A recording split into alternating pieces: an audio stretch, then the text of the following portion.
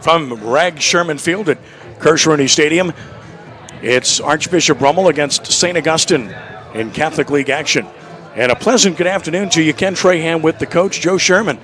And a cloudy day, but a nice day nonetheless in the Lakeview area, as a rivalry is renewed between St. Augustine and Archbishop Rummel. Two teams that kind of are heading in different directions right now, but not an indication of what their capabilities are. St. Augustine is a great story. Of course, won their first playoff series ever a year ago, and they've carried that momentum forward at 17-8 this year, 5-3 in District 9-5A, and they've won 6 straight games coming in. And Joe, they've been a great story. First of all, great to have you with us, and congratulations once again on a momentous accomplishment earlier this week. Thank you, Kenny. Always a pleasure to join you.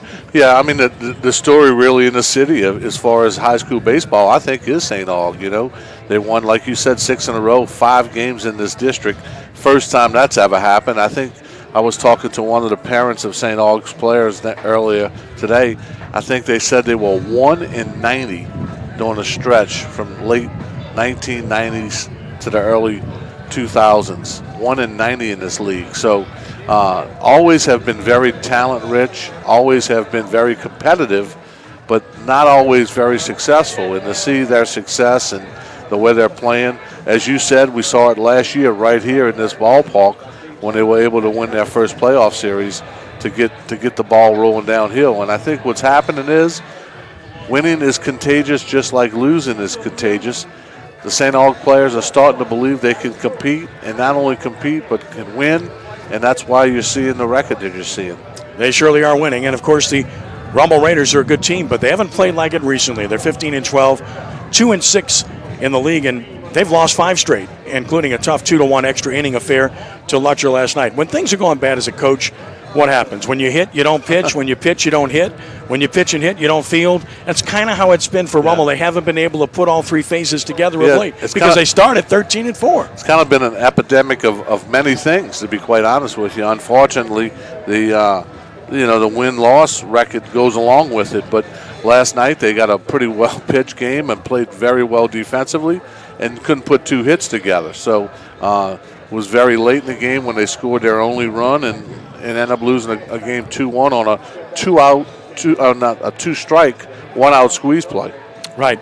And as a result, they've lost 5 straight, but are very capable of changing things here this afternoon. And, of course, this league has become a lot tighter with Jesuit losing to Holy Cross yesterday. Jesuit 7-2, Brother Martin at 6-3, Holy Cross at 5-3, St. Aug at 5-3.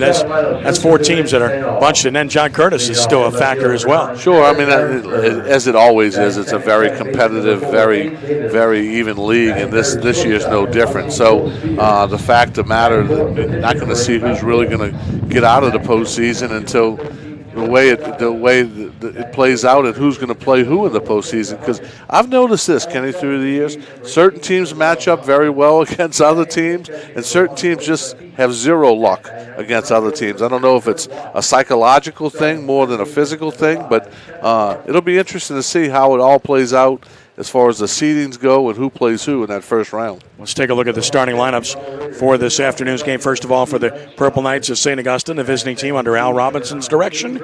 Leading off in left field, Tanner Darrensburg, Eddie Davis, the second baseman, Will Spears at shortstop, Michael Mims, the pitcher, Jordan Vitito is in center. It's Kenya Huggins at first base, Cabral Johnson, the DH, Blake Baptiste catching, and Herbert Watts in right field. For the Rummel Raiders, under the direction of Nick Monica, Lance Johnson is in left field, Cabe Rivera the DH, Ron Franklin at third base, Kyle Walker at second, Jackson Denny's the pitcher, Chandler Fields in right field, Tyler Cook is the shortstop, Logan Bertucci at first base, and Stephen Powers is in center field. Kobe Barwa will do the catching for the Raiders. Fans are being asked to rise and remove their caps as it's time for the playing of our national anthem.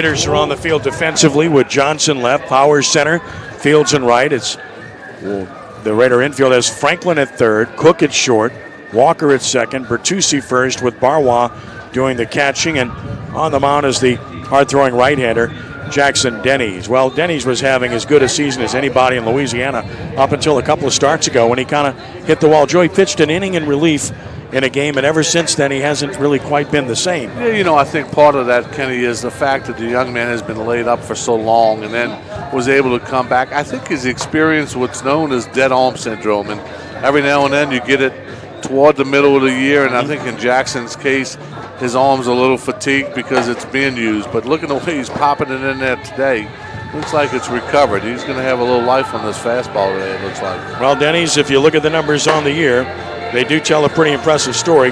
10 appearances, 8 starts, 5-1 with a 1.37 earned run average overall. In 35 2/3 innings, he's allowed only 24 hits, 11 runs, 7 earned.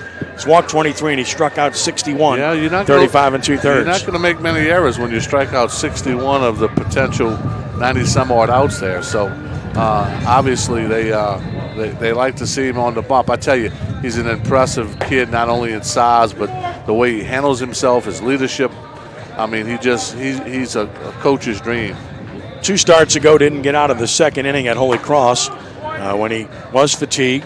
And then his last start against Brother Martin and Mike Miley, 3 innings, 2 hits, 2 earned runs, but he walked 6 guys and was up to 89 pitches in 3 innings and came out of the game. Yeah, and I think that shows a little arm fatigue, maybe a little dead arm syndrome as we refer to it. But we'll wait and see. You'll be able to tell early if he's effective or not, and how he's feeling by the way he's throwing early. He's really good. We know that. The weather conditions, fair skies, temperature 79 degrees, the relative humidity at 64%. The wind is out of the southeast tonight, so it's blowing in at Kirsch-Rooney this afternoon. We're set to go. Raiders are wearing their scarlet red tops, white numbers, Columbia blue trim, and the red, white, and blue caps. St. Aug in their purple tops, yellow, gold numbers and stripes, gray pants, purple caps. I think they're asking Dennys to remove like a piece of jewelry or maybe something like that.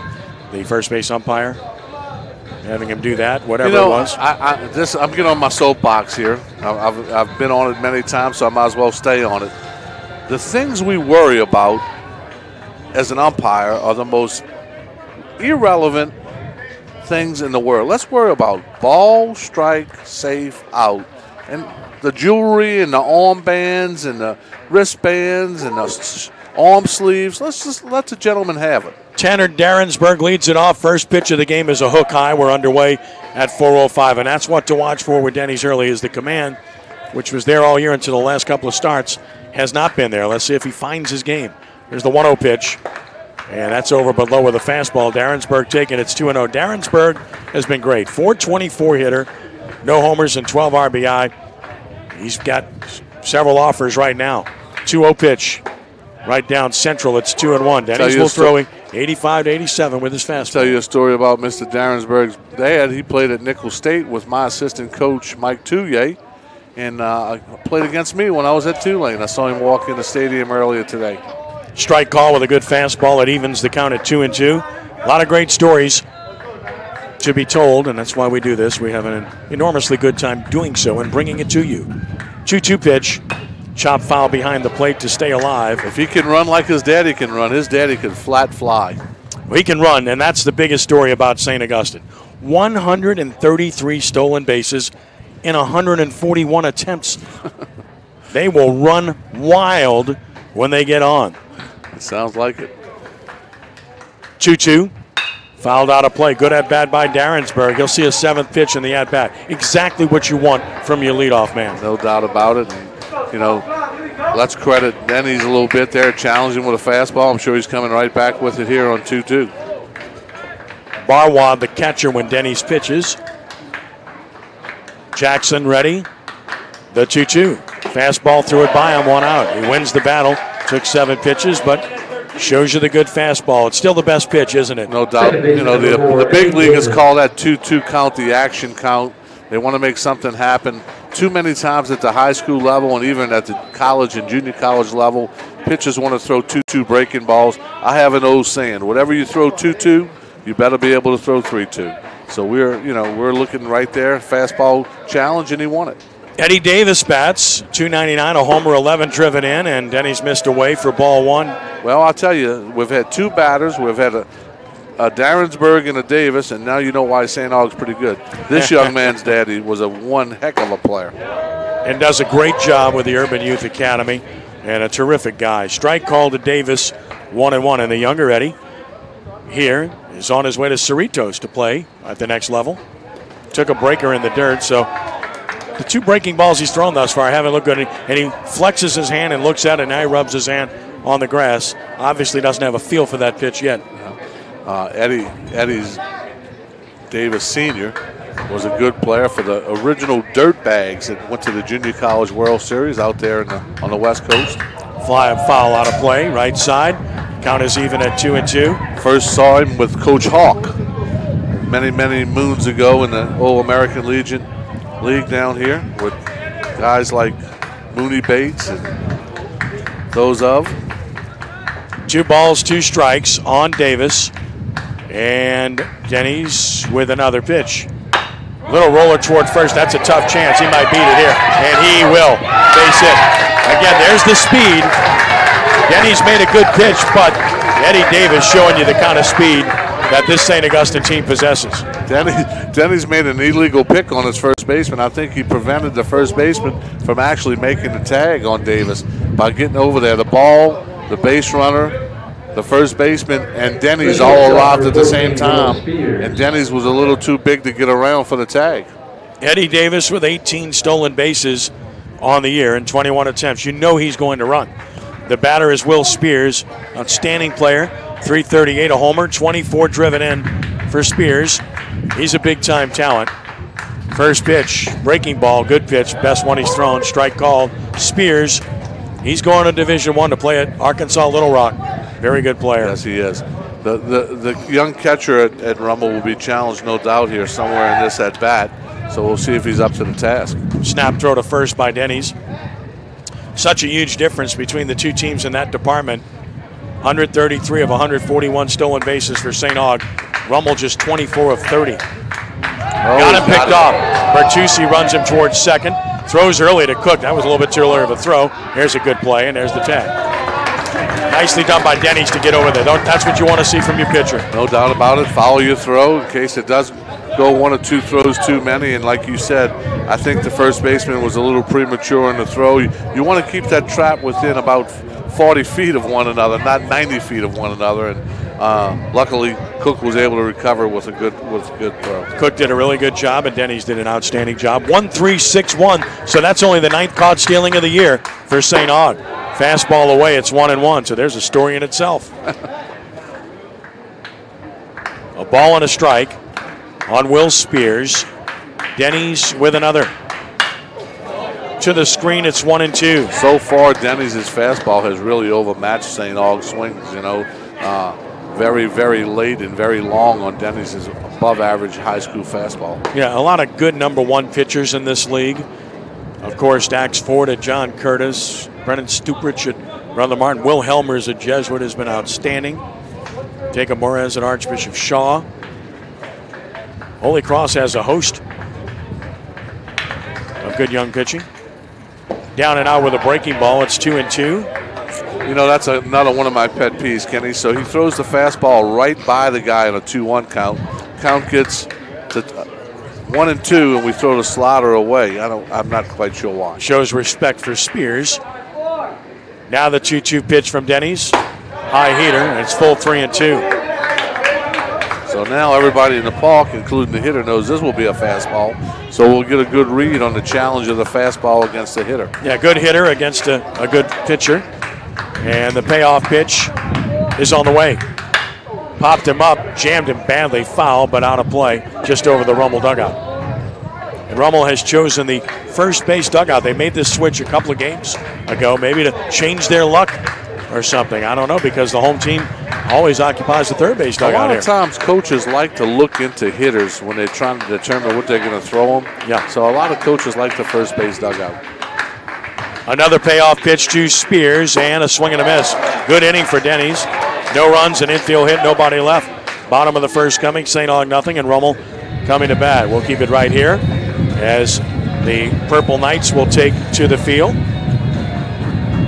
And St. Augustine will have Darrensburg in left, Vitito in center, Watson right, with Martin third, Spears at short, Davis second, and Huggins will be at first base. The catcher's Baptiste, and on the mound is another good one. And Mike Mims, a good tall left-hander. He's beaten a lot of good teams the last couple of years. And Mims has put together a very good season for St. Aug this year. Mims, 13 appearances, 6 starts, 5-3 record, and a 1.55 earned run average. 45 innings pitched, only 35 hits. Good number.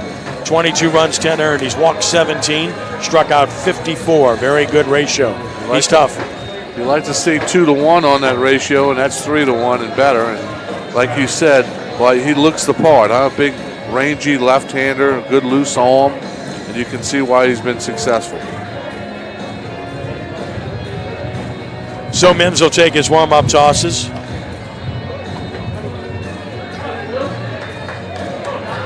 And Purple Knights will be facing Johnson, Rivera, and Franklin here in the bottom of the first inning. This is a team playing with a lot of confidence, St. Augustine.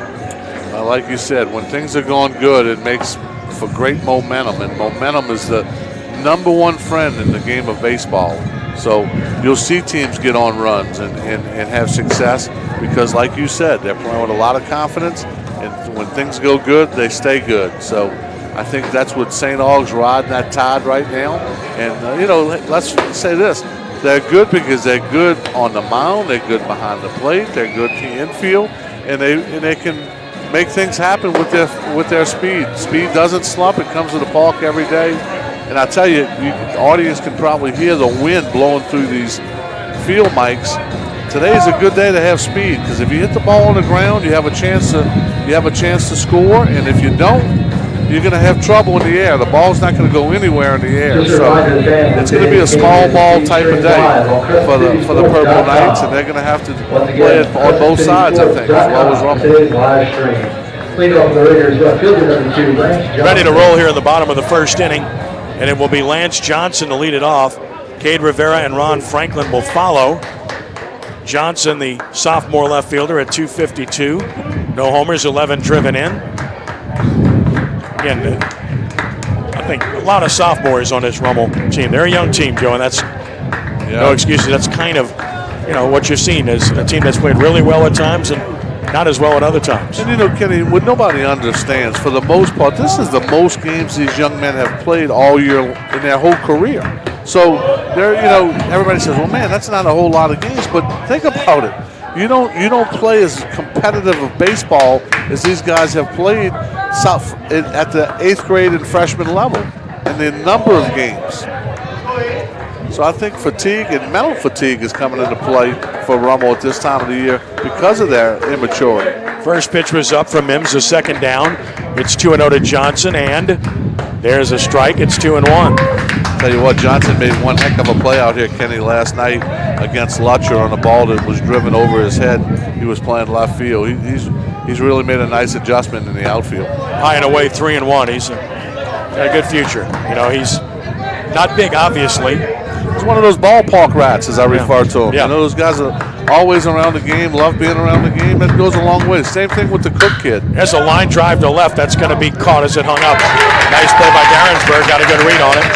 Johnson hits it hard, but lines out to left for out number 1. That's where Darrensburg's speed came into play. Not only did he get a good jump, but he was able to close with his speed. It's a good sign for Rummel. He hit the ball hard, but when he gets to the dugout, everybody's high-fiving him. That means that that's a team activity, and looks like they might be ready to play when a teammate hits the ball hard, regardless of an out. Here's Cade Rivera taking one away. 1-0 Rivera, 3-12.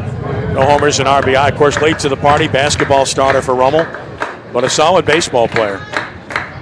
The junior waits for the 1-0. And he took it high. It's 2-0. Something about those left-handed hitters, they just look prettier than those right-handed hitters, Kenny. What's up with that, man? Always has been the case. I don't know. Which side of the plate did you hit from? The left side. It's about the only thing. Just that was asking for a friend, man. About the only thing that was pretty about me. Coach on the field. 2-0 pitch. And that's a strike, 2-1. I I've used that line ever since Joe Brockhoff when I went to interview LSU. Yep. Huh? I went to interview Joe, and commenting on people, and he's like a coach on the field. So, and That Joe, was his nice way of saying I couldn't Joe, play. what does that mean? What does that mean, Joe? He can't hit, he can't catch. I said, no, he can catch. He's really good in the field. 3-1 the count. Too many take signs from Skeeter. There you go. 3-1. That is a fast strike. It's full 3-2. So 3-1 to Johnson, 3-2 to Rivera. Mims.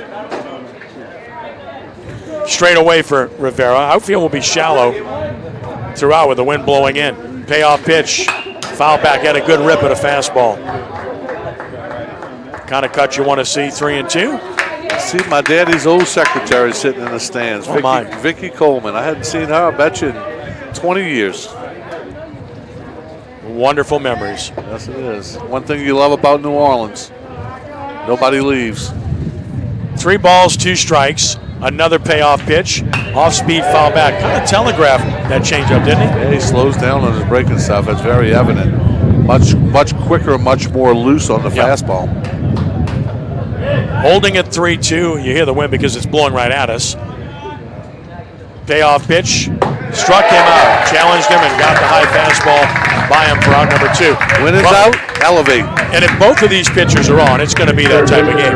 No doubt about it. Numbers tell you how good they've been. The batter is Ron Franklin. Good player. Maybe he and Chandler Field's been the most consistent players on this team. 316 hitter, a homer, 23 driven in. Dell got a commitment. Looking forward to having him in green and gold for the next couple years. Strike call to Ron, who's been asked to play everywhere for this team since he's been at Rummel. Here's the 0-1 pitch. And a line drive base hit to center. Joe says save a couple of those. Right, a couple hundred, please. Laces one to center. He's on with a 2-out single. A couple of hard hit balls by the Raiders here in the first. Yes, they have. They've had some nice at-bats, except for the left-hander did a nice job working 3-2 and then chased the ball out of the zone. But, man, Franklin was right on that ball. And now Franklin 6 for 6 in stolen bases. Might want to do something with 2 outs, although he's got a lefty pitcher to contend with. Kyle Walker bats. Good athlete, sophomore. 303, no homers, 17 driven in. Saw him on the mound for the first time last night. Had great command, a couple pitches. Bright future for the young man.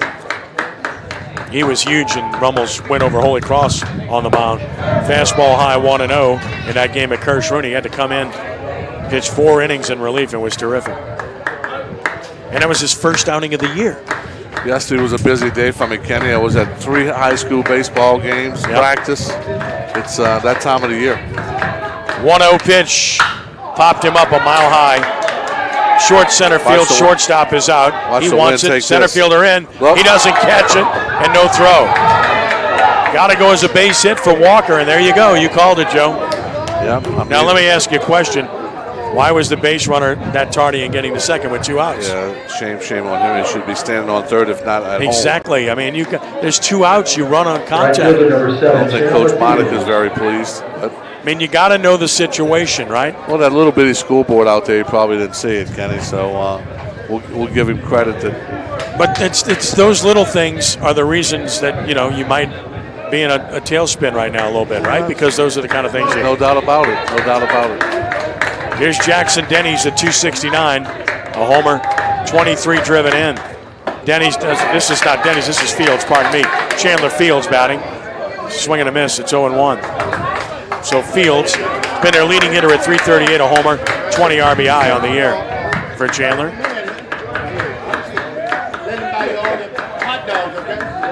Pitch, strike 2 call. So Fields, who's been the best hitter on the team, is now quickly behind 0-2.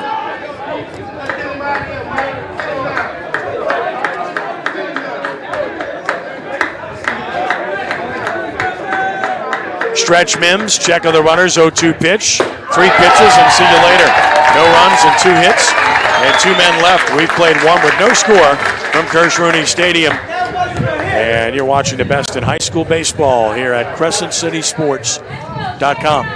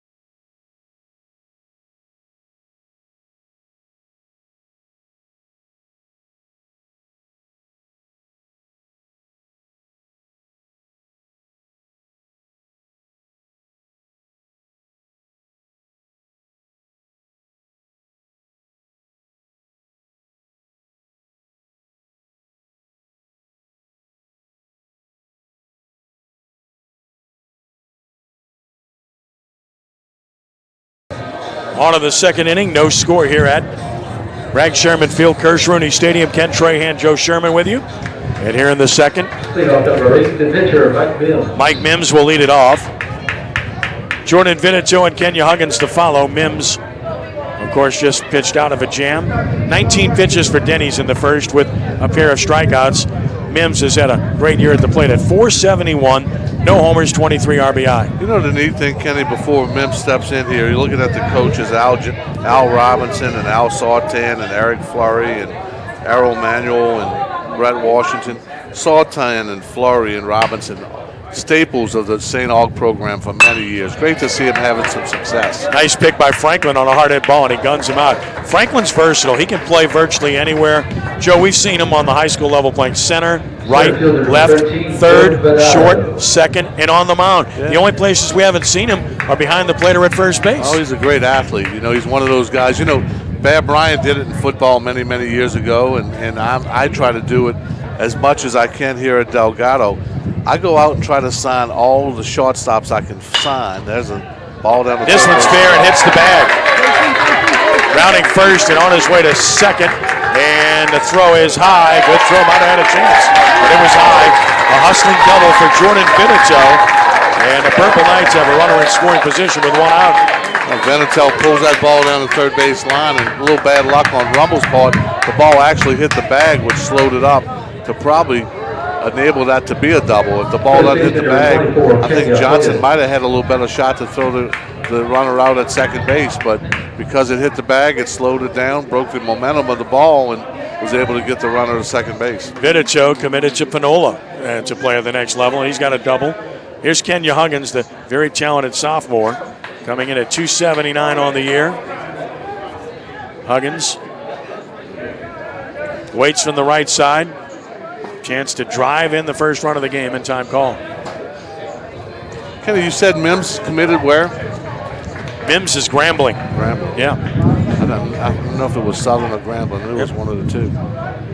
Stretch pitch, down and out, ball one. Coach Ellis, old Coach Ellis, who's in charge of their Hall of Fame and baseball alumni down there. Great, great friend of my family, and friend of my dad. Got to work with him in NCAA regionals.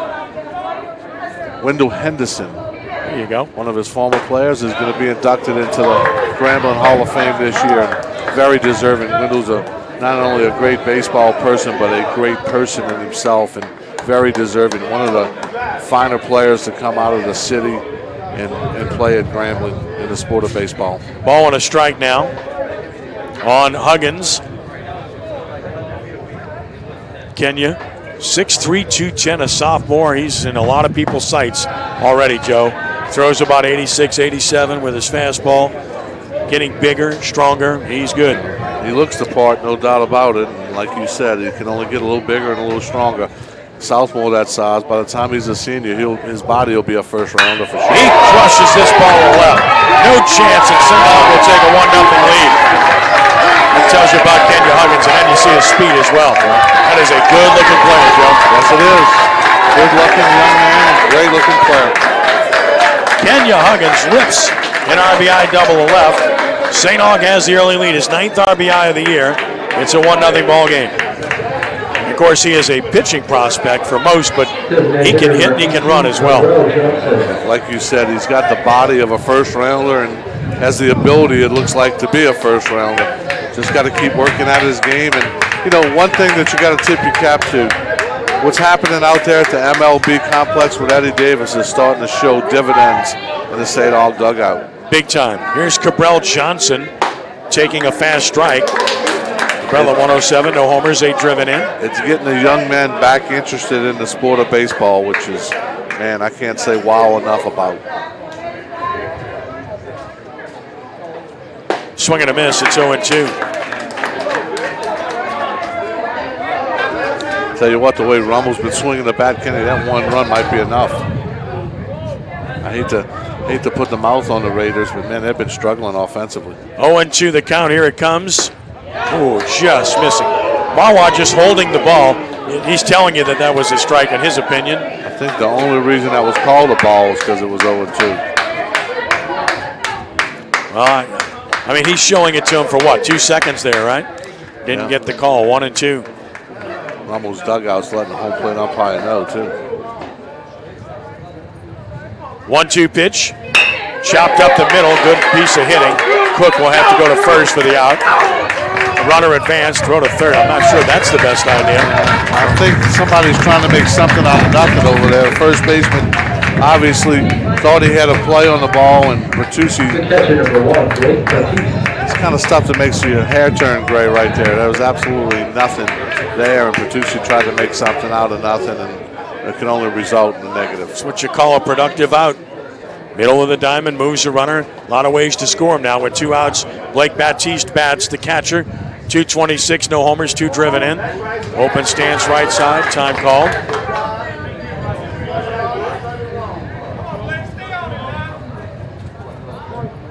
Right-handed hitter back in. Down and out with a hook, and that's the thing about a runner at third now. That's why that out was productive and important. And I understand why pitchers throw breaking balls, but not in this situation. You got the non-hole hitter up. Let's challenge and see what happens. 1-0, down and out with a heater, 2-0. Listen, let me tell you this. Counts make hitters more than pitches. 2-0 and 3-1 are a lot easier to get going on than a 0-1, 1-2. And a quick visit to the mound by Ron Franklin, a senior leader, and then Kyle Walker comes and joins them. So 2-0 the count on Baptiste. 1-0 Purple Knights on top. And now the 2-0 pitch. Chopped toward third, foul. It is 2 balls and 1 strike. Crescent City Sports Prep Baseball is brought to you by Gibbs Construction, a leader in the construction industry in Louisiana and the Gulf Coast for more than 35 years, transforming dreams, visions, and plans into reality. Gibbs Construction. 2-1 on Baptiste. Denny's elects to work from the windup. Very slow delivery. Pitch on the way. That's a ball. That's dangerous, Joe, with a runner at third. Yeah, and I'm going to tell you what, that young man was almost 2/3 of the way down the line. Because of the way Denny's hesitates in his windup. Kenny, right? what nobody understands is if Denny's would look at the runner before he starts his windup, it prevents that. See, no, he's never going to look at the runner. Never puts his eyes on the runner. So the runner just continues Chopped to toward walk. third. That's a fair ball. Long throw by Franklin. Right on the money, but dropped by Bertucci. Runner for the plate, and he is safe at home plate. That's 2-0 St. Augustine. That's an error on the first baseman. Franklin made a good play. Yes, that was definitely a play that Bertucci handles it like he should have. Would have resulted in an out, so the error will have to go to him. Ball's right on the bag. Franklin makes a strong throw over there, a little bit on the first base side of the bag, on the foul line side of the bag, but one that definitely should have been handled. So the error scores a run, keeps the inning alive, and Herbert Watts bats, the right fielder, at 177, no homers, 8 RBI. That's referred to as ouch. If you're sitting in the Delgado dugout, that's an ouch. Got to have that out. I mean, that is. Yeah, that's when you know things aren't going your way. No doubt. Here's Watts, and here's the pitch. Breaking ball sits high, 1-0. And it makes the pitcher throw more pitches. I was going to say it's probably another 8 pitches for him because of it. Plays that aren't made. A ball and no strikes. And another. Fastball, strike over the inside edge, 1-1. I think St. August's done this inning is they put the ball in play. Every hitter. First inning had a couple of strikeouts. Put the ball in play, and their aggressiveness keeps the pressure on the defense, you know. There's another chopper infield. High hop, long throw by Cook. This one's caught, and the inning's over. 2-run score on 2 hits, 1 big error, 1 left. Bottom of the second coming. It's the Purple Knights 2 and the Raiders nothing. And you are watching high school baseball at CrescentCitySports.com. Back in a moment.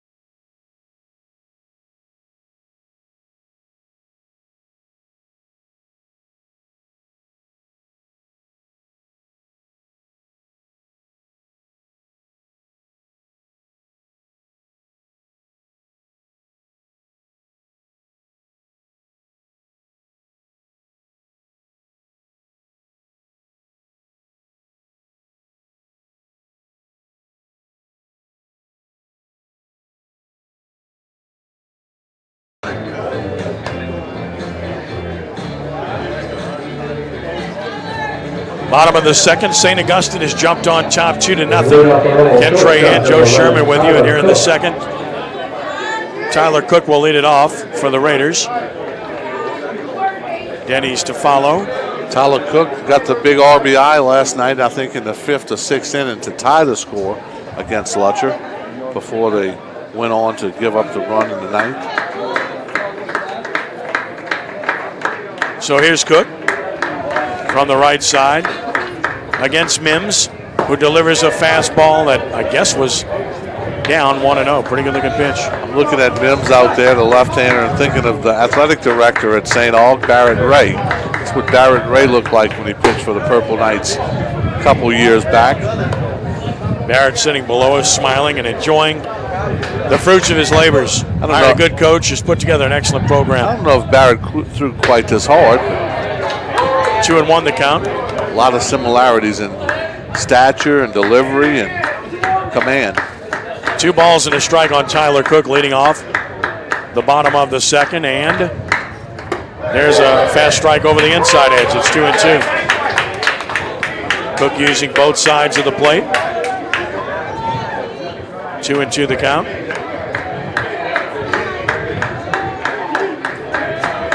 And another. Pop foul back, out of play. Holding 2-2.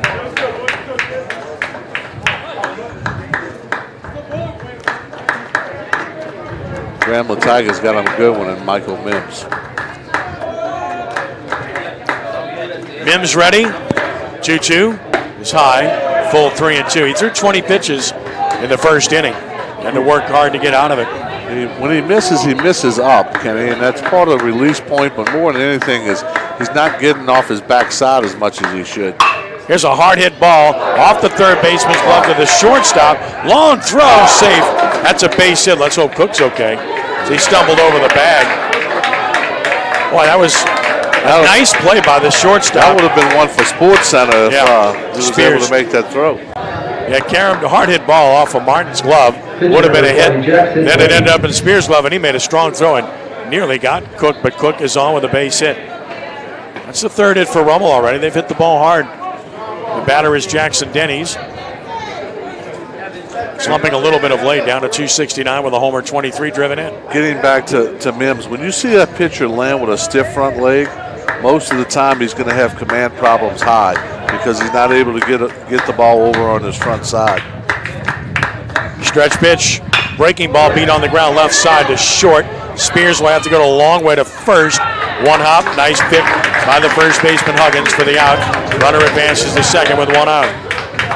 Nice play by going in the hole there and getting the not so speedy big pitcher catcher for the Raiders. And now the batter is Logan Bertucci at 250. No homers and 12 driven in. Sophomore. Then he's a junior. Cook a sophomore. It's a familiar theme on this team. There's a strike called. Johnson a sophomore. Rivera a junior. Walker a sophomore. Cook a sophomore. Denny's a junior. Bertucci a sophomore. Again, an illustration of their youth. Down a ball, 1-1. Franklin and Powers are the seniors in this team. There's nothing like experience, Kenny. You can't teach it.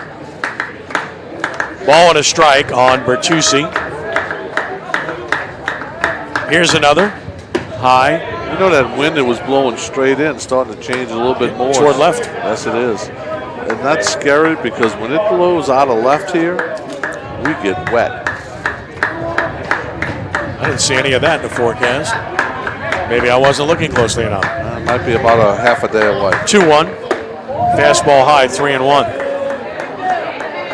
Looks to me like, unless it speeds up tomorrow, it's evening that's a trouble spot. Hopefully we'll be able to get our game in at 1 o'clock. You've got Nunez Pelicans come rolling in. Coming over for the second time this year. 3-1 pitch. That's a fast strike. It's full 3-2. So full up 3-2 on Bertucci. He's driven in 12. Cook the runner at second with one out. Mims has thrown a lot of 3-2 counts so far. He really has. Payoff. And a little number off the handle of third. handled by Martin, whose throw is on the money for the out. Second out of the inning. Cook moves to third. Not an easy chance.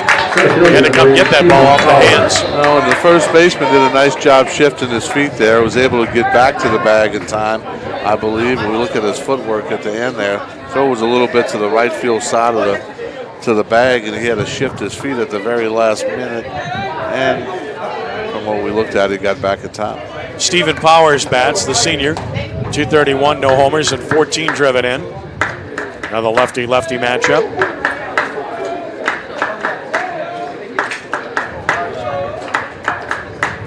Mims works from the stretch. The pitch fouled to the screen. Interesting because with the runner at third, Denny's worked from the full windup. Mims, on the other hand, decides to work from the stretch. Yeah, I think it's whatever's comfortable. Sure. It looks like Mims is a lot less moving parts from the stretch than it is from the windup. And as a coach, the less moving parts, the more success. And, you know, you've thrown the last 3 hitters from the stretch, so you probably feel a little more comfortable. 0-1. Threw the fastball by him. It's 0-2. Hot the ball a little more against the left-hander from the stretch, which in this case is to Powers' demise. No balls, 2 strikes. Here's the pitch. Foul back, elevated the fastball. Powers went up, got a piece of it. Across town at Tiger Park. They're in the bottom of the second. Brother Martin 6, Holy Cross 1. Holy Cross, man. 2 weeks ago, 7 days ago, I thought it was one of the best teams in the state, and they've struggled since they left. Well, they beat Jesuit yesterday. Did Huge they? win. Did they? Walk-off home run by Nico Salter from Aggio. Wow. Fastball missed the outside edge. Mims wanted the pitch. He's walking off. Second time we've seen a player on both sides that wanted a pitch. But if you look at this pitch, Kenny, the catcher set out outside, obviously in the right-handed batter's box, an obvious ball. The fans on the left side can't see that, but the pitch was well off the plate. 1 ball, 2 strikes, another pitch. Powers hits it to first. Huggins knocks it down. He'll win the race to the bag, and the inning is over. No runs and a hit. And 1 stranded for Rummel. They've left 3. We played 2. St. Augustine 2. Archbishop Rummel nothing. Back in a moment with more at CrescentCitySports.com.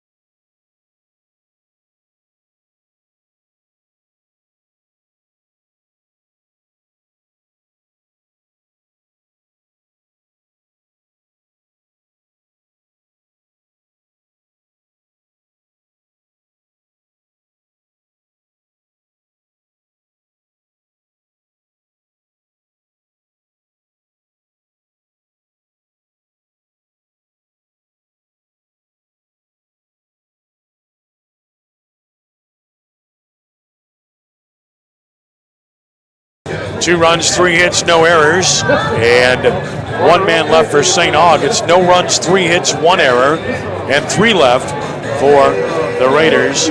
Denny's back to work. He's given up 2 runs, only 1 earned. He'll face the top of the order.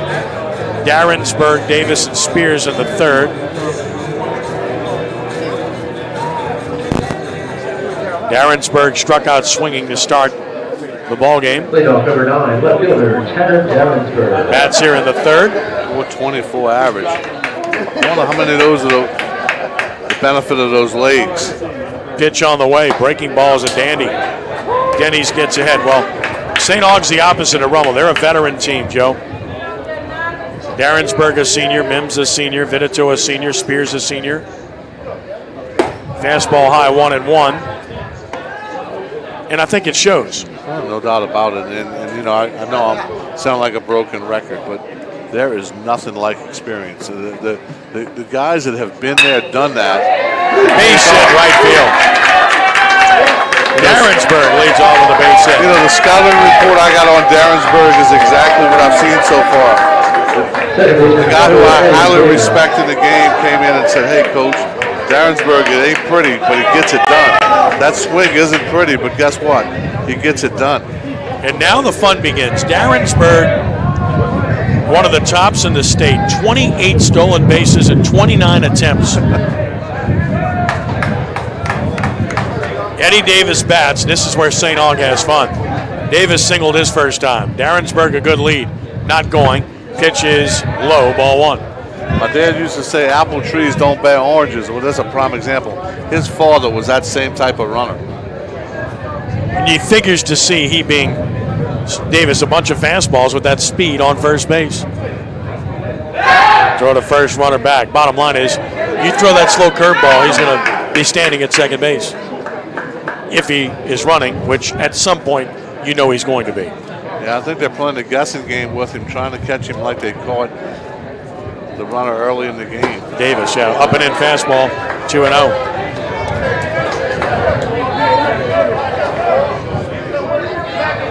St. Aug up by 2 and looking to add some more. Winners of 6 straight games. 2 balls and no strikes. Snap throw to first, no chance. And it's interesting how the whole fan base of St. Augustine is yelling back. They have caught on to baseball in a big way. It's been contagious. Yes, they have. And they've got a really good crowd here for an afternoon game today as the road team.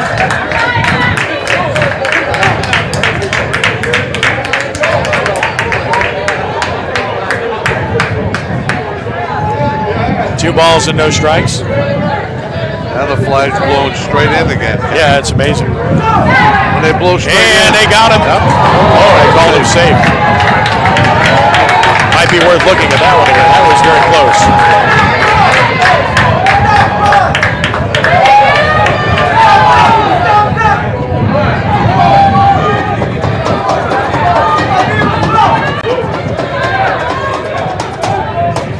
Hard to tell. Very close. 2-0 the count. Here it is. That's 3-0 now. That's what happens when you get speed on base. Denny's rushing fastballs to the plate is 3-0. Starts to try to slide step instead of release point adjustment, and next thing you know, it's ball 4. 3-1 as Davis took, and here's a prime pitch to run on right here. I personally prefer to run 3-2 more than 3-1 because I think more than anything, it's just a better count to run on, but not going. Ball 4, 2 on, nobody out. That's why I like running 3-2. First walk issued by Denny's, and St. Aug has the makings of an inning here as Will Spears will bat. Struck out swinging in the first. A lot of ways to play it here, but I don't think he's bunting at all. Middle of the lineup, you're already up 2. I think you got to play big, but we'll see how Coach decides to do it, Coach Rob.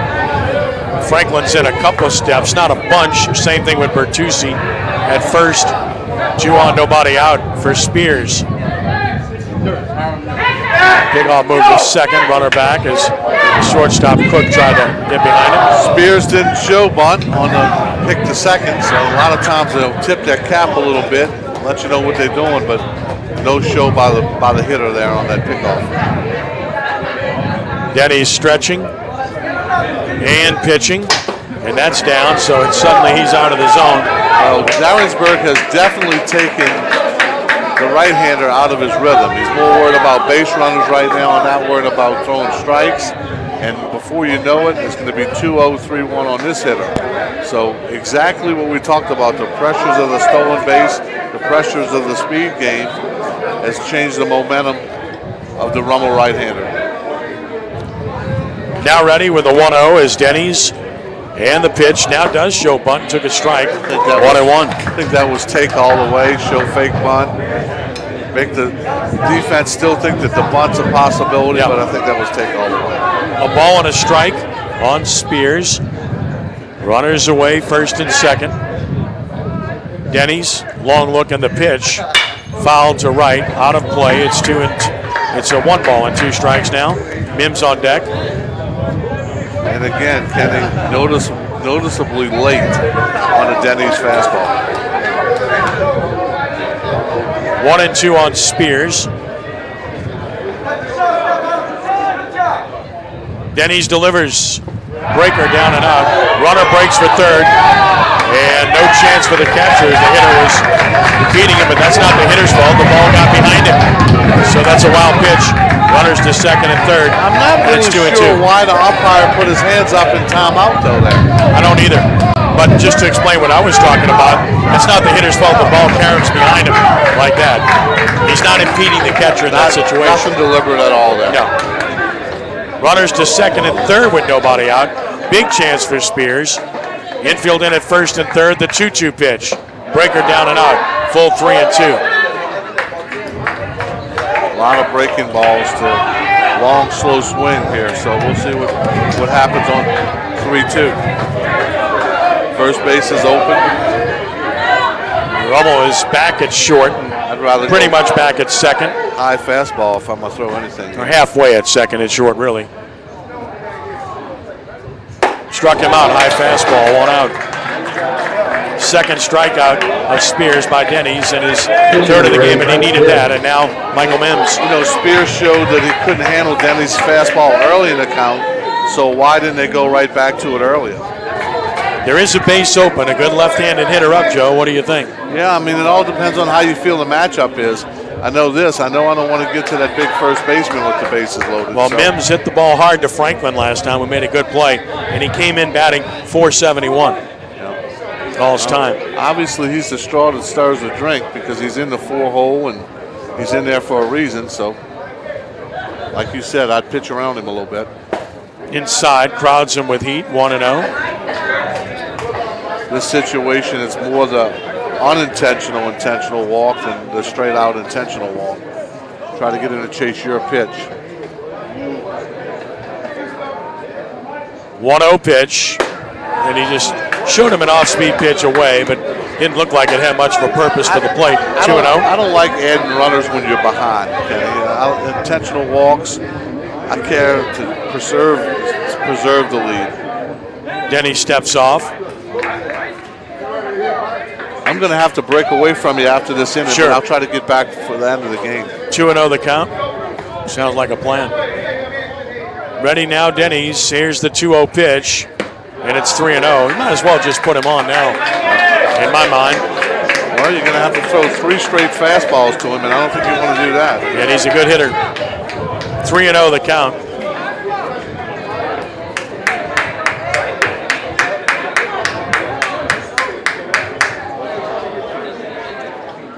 And none of these were close, Joe. Unintentional pass. Nick Monica to the mound with the bases loaded and 1 out. Jordan Vinito to the plate. He hit the ball that hit off of the third base bag back in the second inning for a double. The thing that Nick's talking about here is your options are kind of limited because you're not going to probably be able to turn a double play unless it's a hard hit, direct ground ball to the infielder. So, yet you want to play for 2 and you want to play percentages, you really can't because the speed of the St. Aug Purple Knights prevent that from being part of it. So you would think about coming home if you got a ball hit to the infield there? I think you got to definitely play in on the corners, and I think you got to probably play the weak side in. Now you can probably play the shortstop back and try to preserve the base hit through the shortstop hole, but that's how we would play it at Delgado. Yeah. We don't think we can turn 2. We're going to play our weak side in and our strong side back at least halfway and try to turn the double play. The problem is the position of the second baseman. So a lot of this scout reports come into play. Is the guy a pull hitter or is it inside out balls where you can cheat with the second baseman? But it looks like they're playing 2 in the middle. They are.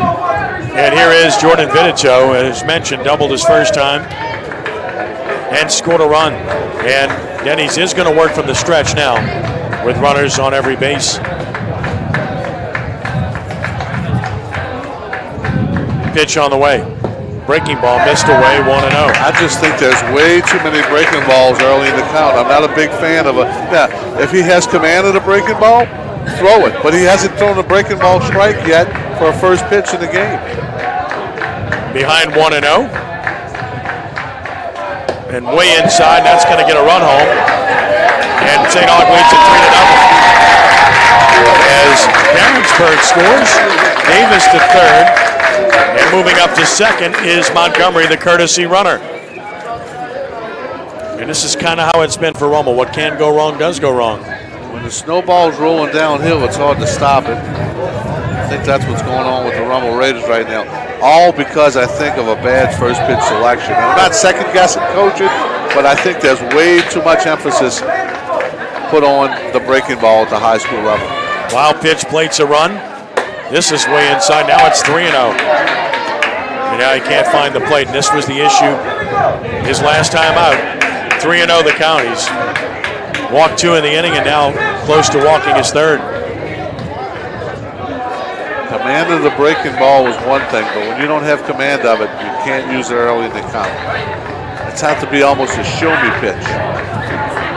Here's the 3-0 pitch, and there's 3-1. As he got it over. Bullpen's going to hurry up and get ready for Rummel here.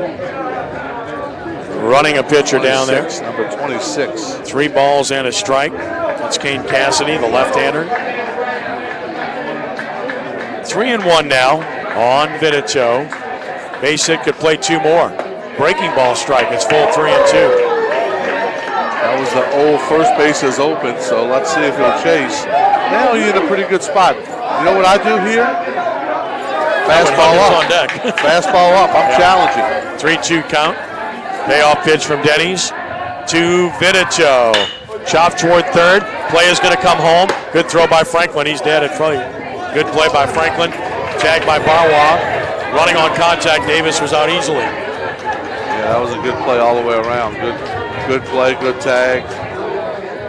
You like to see the base runner at St. Aug break down and stay in the trap, so the hitter could have got at least the second base, but fundamentally that's the only thing that went wrong on that play.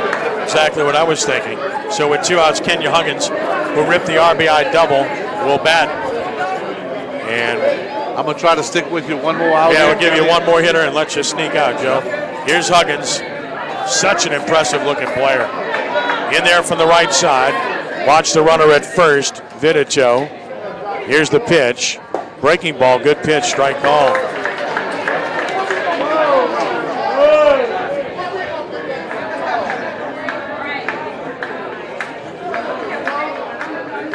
Oh, 0-1 the count. Denny's ready. With the 0-1. Breaking ball, strike 2 call. Couple of hooks and he's got him 0-2. Huggins clearly looking fastball. Not getting it thus far. Would you triple up here? Absolutely. He chased the first fastball that he saw today and doubled down the left field line. So I think the book is breaking ball, more breaking ball, and more breaking ball. 0-2 on Huggins. Runner goes from first, swing and a miss, breaking ball, struck him out. Wow. Have to make the throw to first. He does for the out with a stretch. Inning is over. Joe will rejoin us later in the inning. Enjoyed it, Kenny. I'll you be got back. it, buddy. 1 run for St. Augustine. It happens on a hit. And the Purple Knights strand 2. Bottom of the third coming. St. Augustine 3. Rummel nothing. Here at CrescentCitySports.com.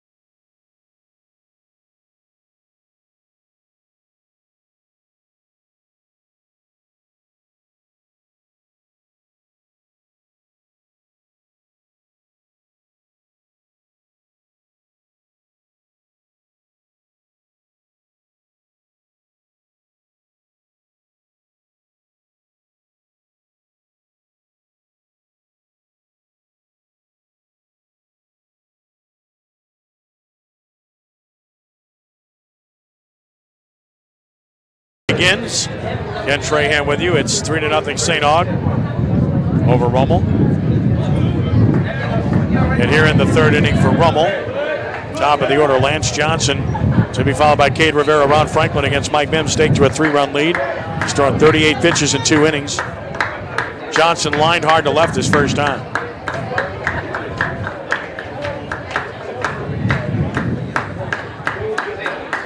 First pitch drops in for a strike. Mims gets ahead.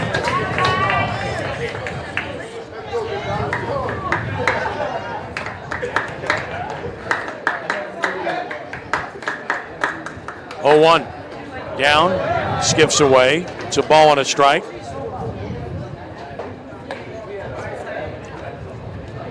Blake Johnson pretty much straight up defensively. 1 ball and 1 strike.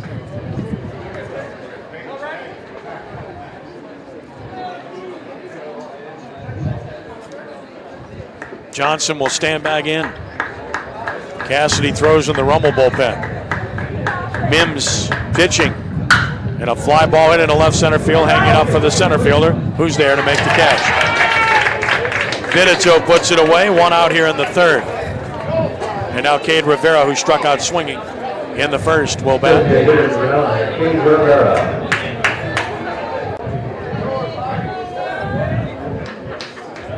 Here's Rivera.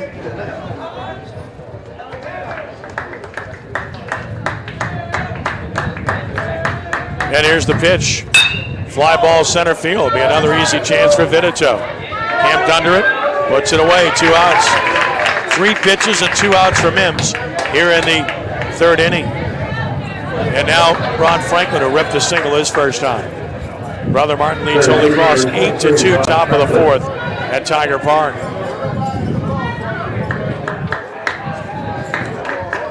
Here's Franklin. And the pitch. Strike call. Mims gets ahead.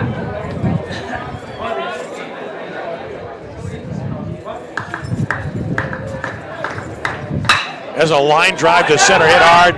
That's a base hit. Got by the center fielder. Franklin rounds first, heads for second. Franklin was interfered with. They don't call it. He's going to end up at 3rd anyway.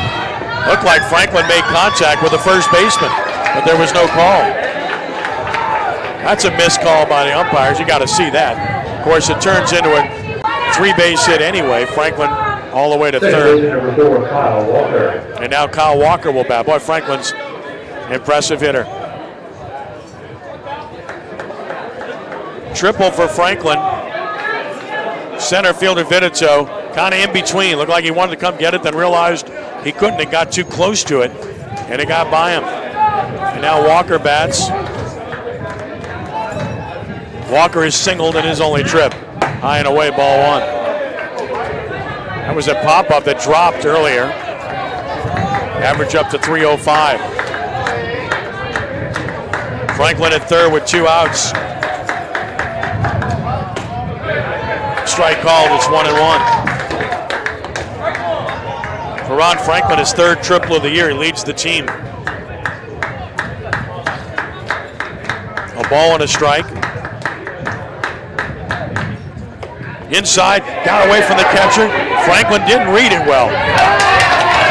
And he's not 3rd. That's one of those you have to read right away. St. Aug had the same situation and a runner scored. Not here, and it's 2-1. On the other hand, if you don't read it right away, you can't break. You did the right thing not coming once you didn't read it right away. 2 balls and a strike on Walker.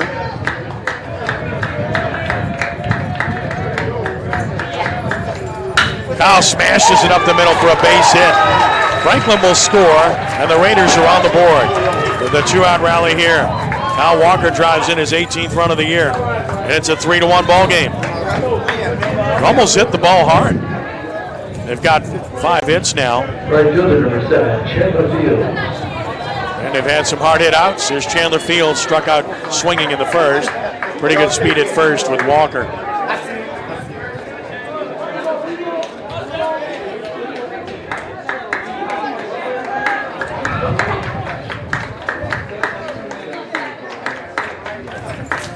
Runner goes, good jump. Bob foul on a play. Well, he had that base stolen, but Fields was swinging, and it's 0-1. kind of the way it's gone for Rummel, as mentioned. Walker got a great jump there.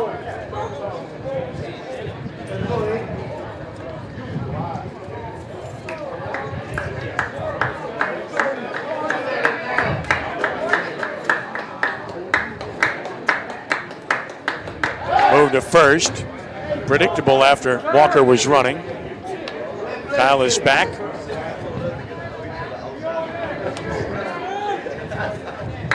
Cassidy continues to throw in the Rummel bullpen. We'll keep a close eye on that. Here's the pitch. Foul back to the screen. Fields in the hole 0-2. Mims was quick to the plate that time.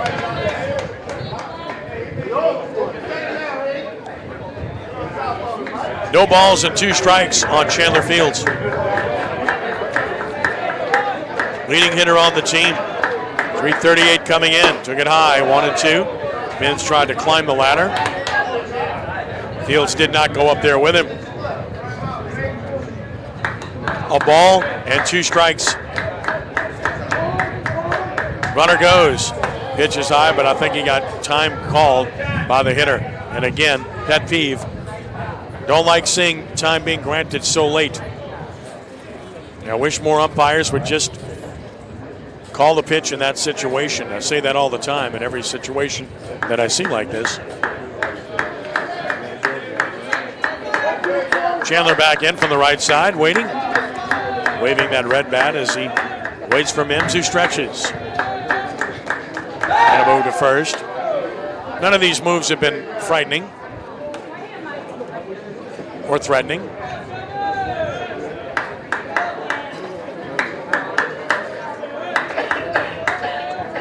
Mims ready. 1-2. Foul back to the screen. Again, elevated the fastball. Fields able to get up to it and foul it back. Hard to get on top of that pitch, though. A ball and 2 strikes.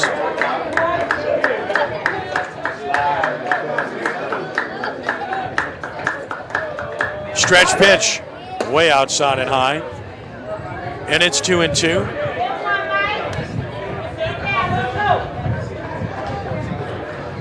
Two balls and 2 strikes.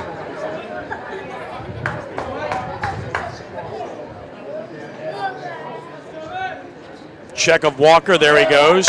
Pitch is hit hard to right field. Right fielder's back.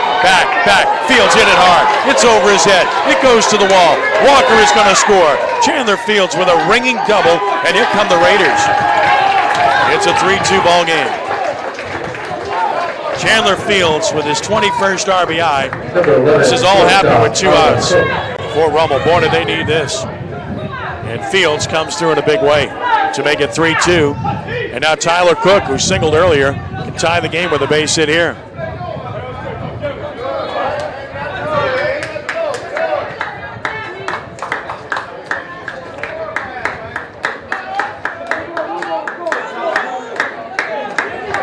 Cook stands in. He's driven in 14 on the year. 6 hits for Rummel now. Stretch pitch. Fastball, fly ball, center. Should be easy for Veneto. St. Aug will preserve the lead on this catch, and they do. 2 runs for the Raiders. On 3 hits, all with 2 outs. No errors. A runner stranded. Rummel's left 4. We played 3. St. Augustine 3. Archbishop Rummel 2. And you're watching this one on CrescentCitySports.com.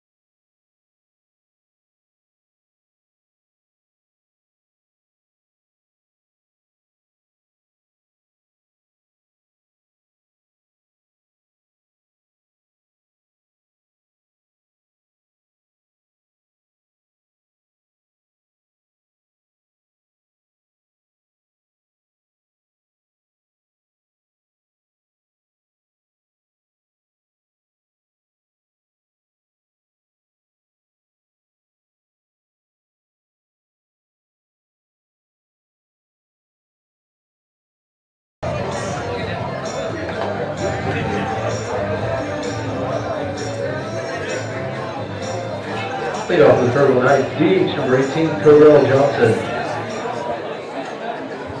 On to the fourth inning. It's 3-2 St. Augustine over Archbishop Rummel.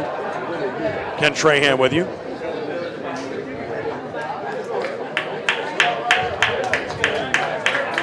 And here in the fourth inning, Denny's will work to Cabral Johnson, who grounded to short in the second. Denny's with 64 pitches. He's walked 2, struck out 4. Johnson takes it down and in, ball 1.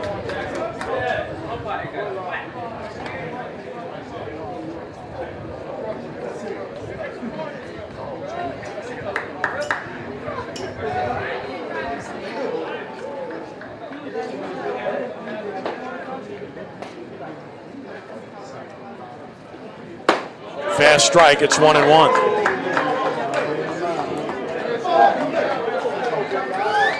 A ball and a strike.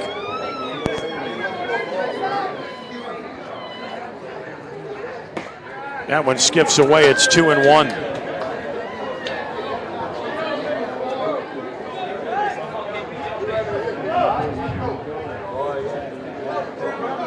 Johnson stepped out, gets back in. Now the 2-1. Threw the fastball by him. It's 2-2. You know he's got a good fastball. Just listen to the pop. 2 balls, 2 strikes. Sign given. Denny's with a 2-2. Down and in, full 3-2.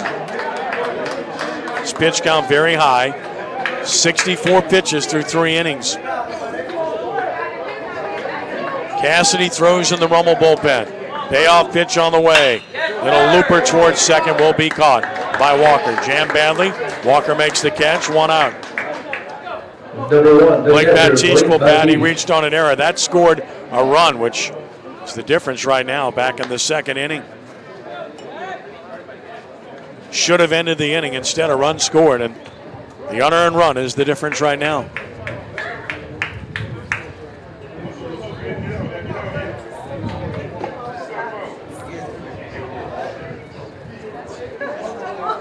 Pitch to Baptiste, showed bunt, and he missed it. Trying to run it, bunt a breaking ball. It's 0-1. Crescent City Sports Prep Baseball is presented by Ye Olde College Inn and Rock and Bowl. College Inn, a true New Orleans to farm table restaurant. Open Tuesday through Saturday for dinner, and the home of the New Orleans Prep Sports Hall of Fame. Strike called, and it's 0-2 on Baptiste. Thanks to College Inn and Rock and Bowl. Tell you more about Rock and Bowl coming up. 0-2 the count. And another pitch is on the way. And a swing and a miss. Gas, see you. 2 outs. Strikeout number 5 for Denny's. And now Herbert Watts will bat, who grounded to short in the second. Crescent City Sports Prep Baseball is presented by Ye Olde College Inn and Rock and Bowl. Rock and Bowl now with 2 locations. On South Carrollton Avenue in New Orleans and Jefferson Street in downtown Lafayette. See a full schedule of entertainment at rockandbowl.com. Thank you to John and Johnny Blanchard, the entire family at Rock and Bowl and College Inn. Swing and a miss, 0-1 to Watts. Shout out to Jimmy as well. No balls and a strike.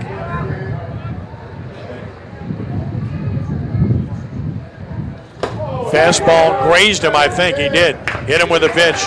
Watts is on with speed with 2 outs. Now with Denny's, 1 at all. And Darrensburg will bat. Singleton scored in the third, struck out in the first. And now Watts aboard with speed. Watts with 27 stolen bases in 27 attempts. He's not been caught stealing once. And you know what he's doing here, right? That's why you don't want to hit him in that situation. Time called by the hitter.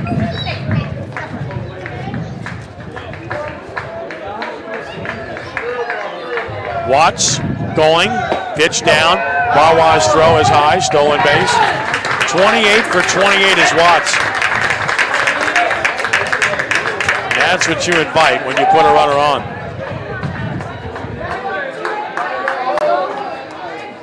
Now Darrensburg can add to the lead. He's driven in 12.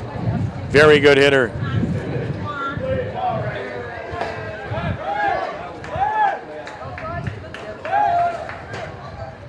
Down and out. Nice pick by Barwa. 2-0 now on Darrensburg. Barwa, a basketball player as well, just like Rivera for the Raiders of Scott Thompson.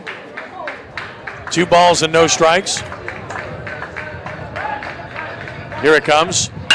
Fly ball, foul, chased by Bertuzzi, chased by Fields, no play. It's 2-1. Walker gave a long run after it as well. 2 balls and a strike.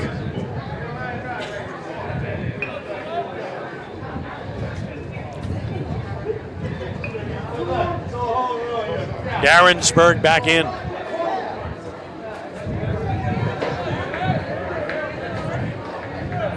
Denny's is ready.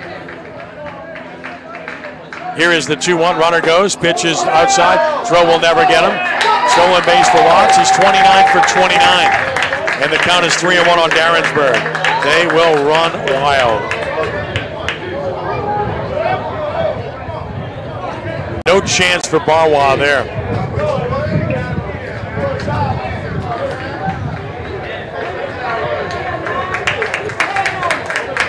Three balls and a strike.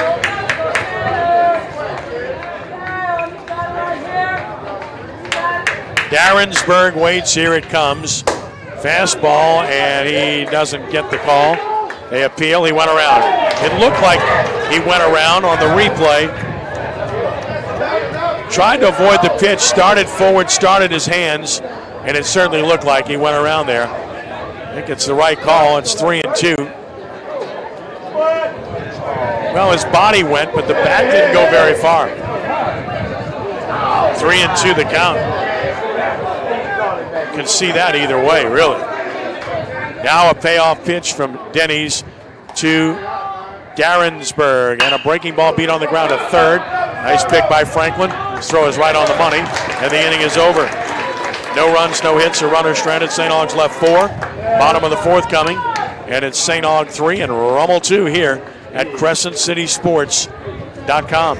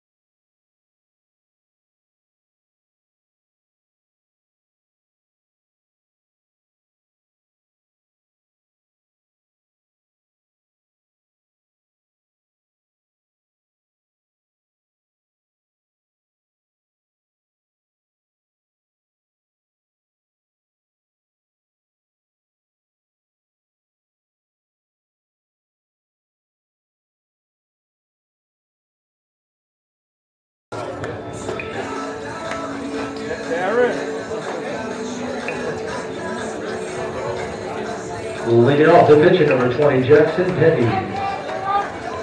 Jackson Denny's will lead it off for Rummel in the bottom of the 4th against Michael Mims, who's had 54 pitches through 3 innings. He has a couple of strikeouts. He has not walked anyone. He's not given any free base runners in this game, which is always incredibly important. Denny's grounded to short his first time. Rummel bullpen is switched off. Now they got a right-hander throwing. First pitch to Denny sails high and wide for ball 1.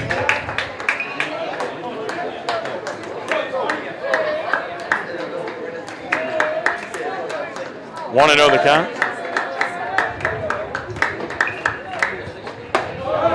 Off-speed pitch is high. It's 2-0.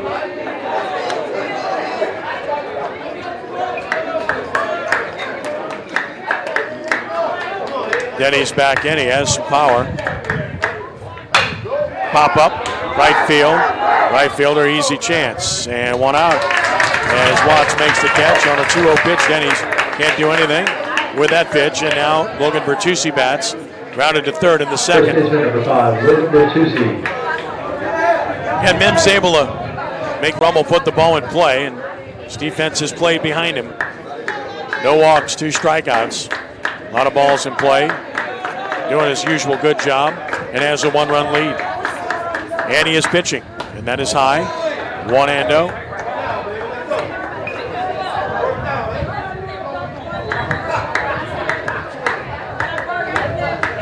And the 1-0 pitch. Line drive down the left field side, a fair ball into the corner. Bertucci around first, is on his way to second. He will be there, standing with a double. Rummel continues to swing the bats well. Logan Bertucci with a 1-out double puts the tying run at scoring position for Stephen Powers. Grounded to first in the second inning. Center fielder Stephen Powers. Bertucci with double number 6 on the season.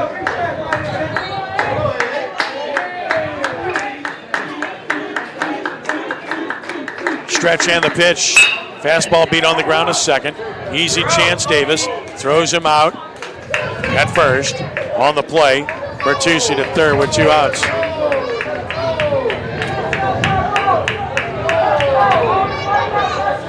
And the batter will be Lance Johnson, who's lined to left and fly to center. Left fielder Lance Johnson. Rummel scored all of its runs, both of its runs with 2 outs last inning. Can they come up with 2-out magic again here? We shall see. Nope.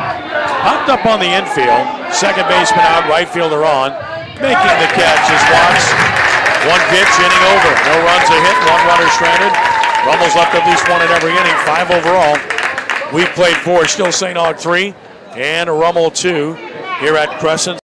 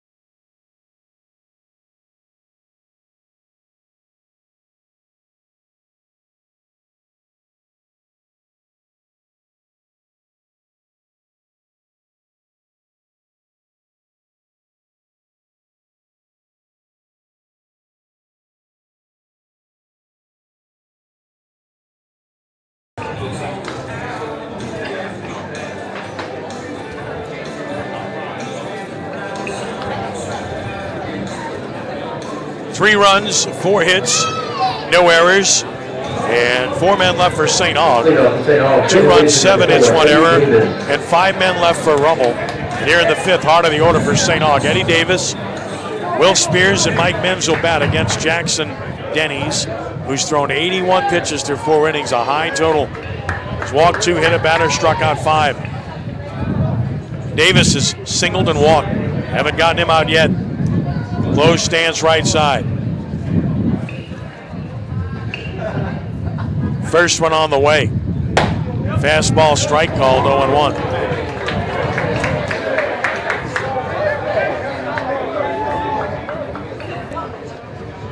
Cassidy resumes throwing in the bullpen for Rummel. Breaking ball down, it's 1-1. Davis reading it well.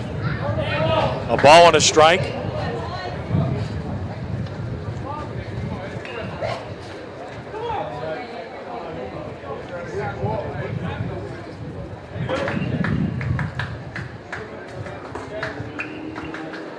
And now the 1-1 pitch from Denny's. Davis took a breaking ball strike. It's 1-2.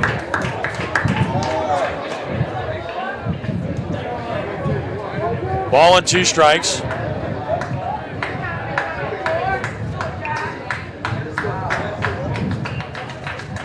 And the next one. Foul back to the screen. It holds. At 1 and 2 on Davis. Spears and Mims to follow.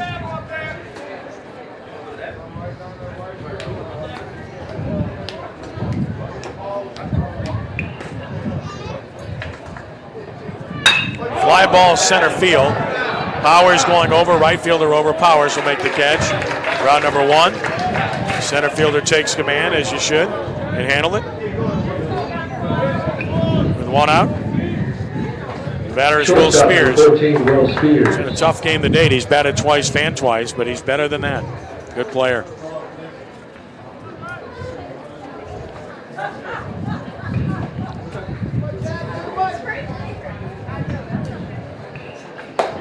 Strike called. It's 0-1.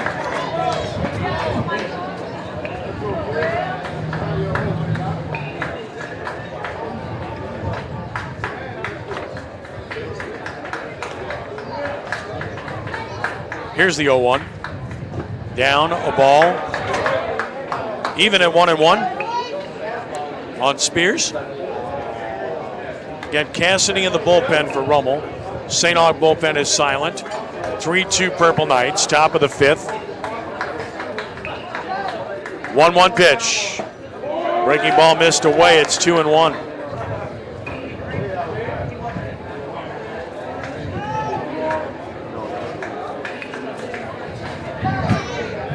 Now the 2-1 pitch. Fastball ripped to left. Johnson got turned around, but he's there. Makes the catch. Tough play when the ball's hit right at you. He looked the wrong way initially, but he found it and made the catch. 2 outs. Spears hit it on the screws. Pitching number 8, Mike Mims. Mike Mims bats. He's grounded to third and walked.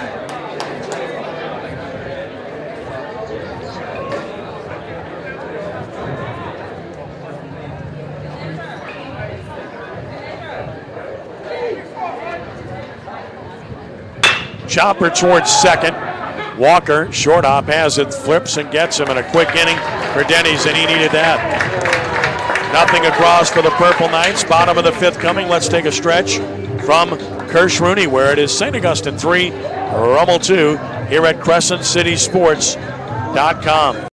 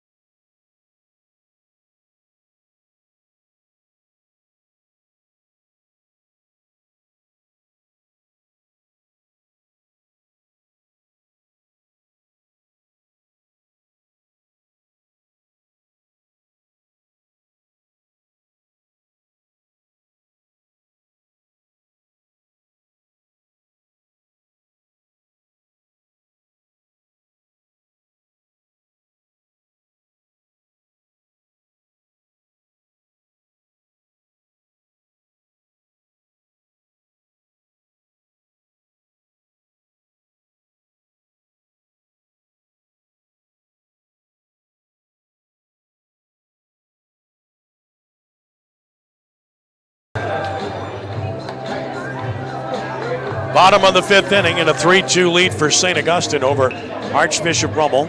And here in the 5th, Rummel has the heart of it, so order 2, 3, and 4. Rivera, Franklin, and Walker against Mims. Mike Mims with 61 pitches through 4 innings. Good command, no walks. That's a big item. Span 2. Rivera bats. He struck out in the 1st, fly to center in the 3rd. Don't rule out a bunt here.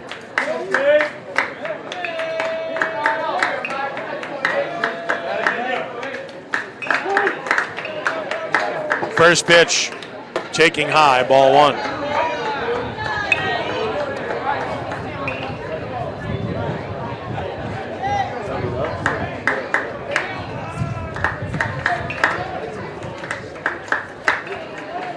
One 0 pitch, down, make it 2-0.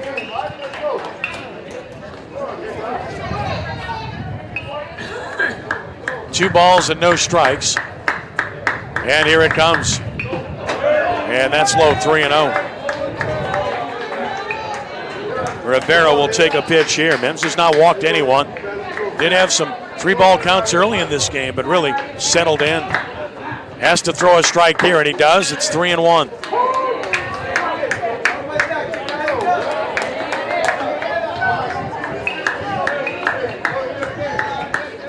Three balls and a strike, and the pitch is outside. There's the first walk issued by Mims, a leadoff walk to Rivera here in the bottom of the fifth, and that gets the dangerous Ron Franklin to the plate. Franklin to Delgado commit as a line drive single and a line drive triple in this game. Scored a run after the triple in the third. Hit the ball very hard. Rivera first, nobody out. Cade has one stolen base, way high for a ball to Franklin.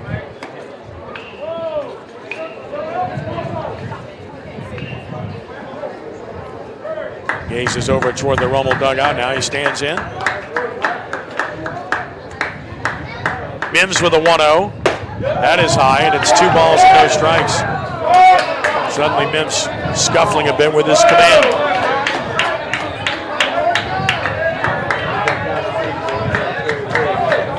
Two balls and no strikes on Ron Franklin. Another strike call, 2-1.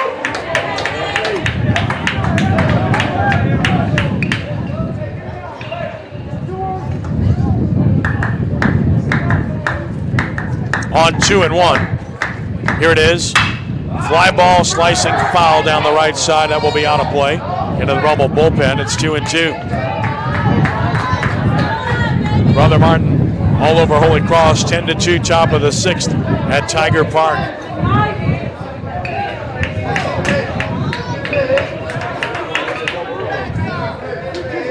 Two balls and 2 strikes. 1 on, nobody out, and a 1-run game in the fifth. Move to first, and again, Mims hasn't really had that good move to combat runners, but he's quick to the plate.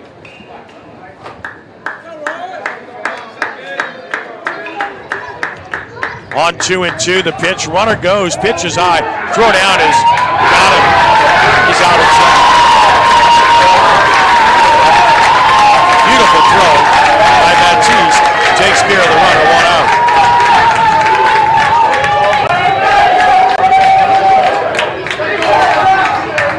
And now full count to Franklin.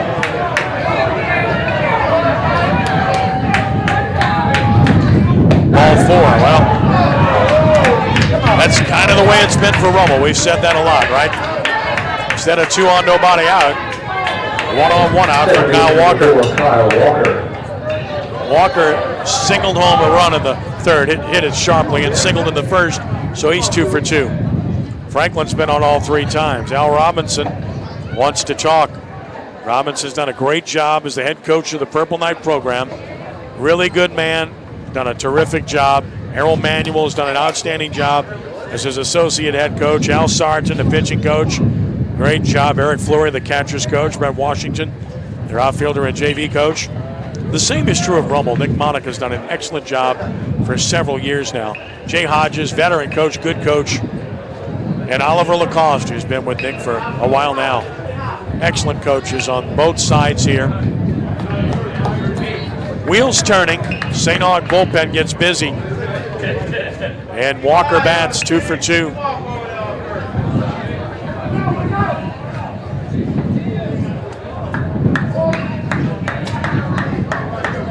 A right-hander throwing in the Purple Knight bullpen. Walker smashes a base hit to left. And again, with a runner lost on the bases, where would this inning be? It's 2 on with 1 out, as Walker is now 3 for 3. And Chandler Fields has an opportunity. He doubled home a run in the third. He's 1 for 2.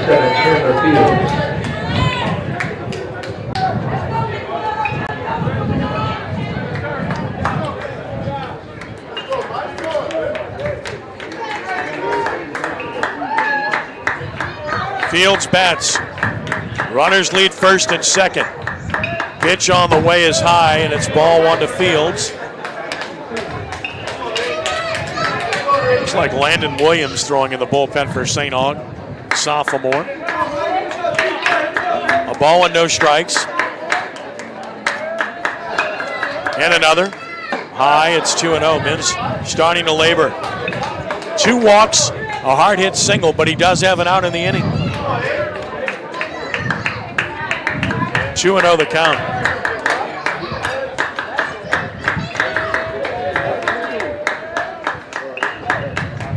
Fields took a strike. It's 2-1. Brother Martin now leads Holy Cross 12-2, top of the 6th inning.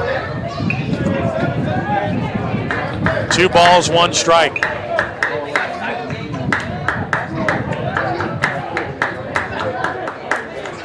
Fields pops it up, foul, out of play, 2-2. Tying run at second, go ahead run at first. Bottom of the 5th. St. Augustine by 1. Good game here at Kirsch Rooney this afternoon as the wind howls in. Stronger yet. Maybe the strongest it's been all day. In fact, it is.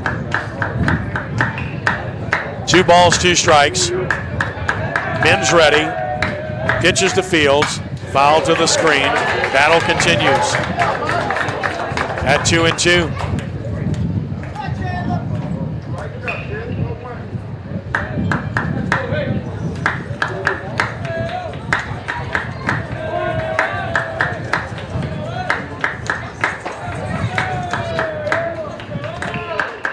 And another 2-2 pitch is high, so it's full 3-2. Saluted Barrett Ray earlier, does a great job at St. Aug's athletic director. Salute Jay Roth, the outstanding athletic director at Archbishop Rummel. Brilliant football coach who just stepped down from that position after 24 years of excellence. 3-2 the count. Fields will settle back in. Mims had stepped off. Good speed on the bases. Franklin second, Walker first with 1 out. Big spot in the game here. Mims, payoff pitch. And a ball hit high and deep to left by Fields. He's touched this one off well. To the wall. It is a foul ball. Wow. Fields hit the daylights out of it. It just went foul. Holding it 3-2. Just a loud foul ball there.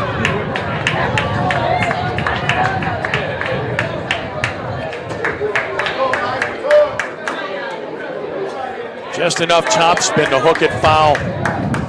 Fields back in.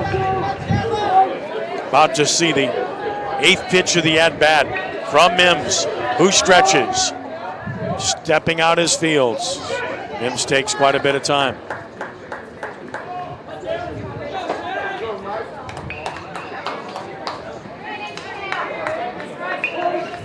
Fields back in.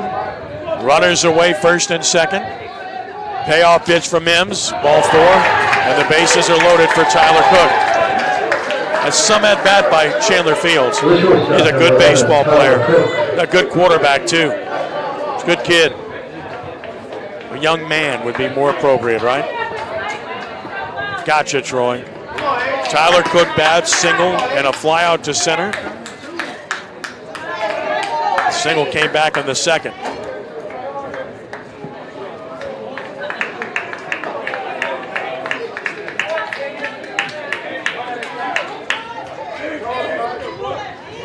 Cook will settle in. Runners leading from every base with 1 out. From the stretch, Mims to the plate, Cook. High and outside, ball 1. Mims had not walked anyone coming into this inning. He's walked 3 in the inning. Clearly struggling, tiring. The 1-0. That is low, it's 2-0. Mims kicks at the dirt.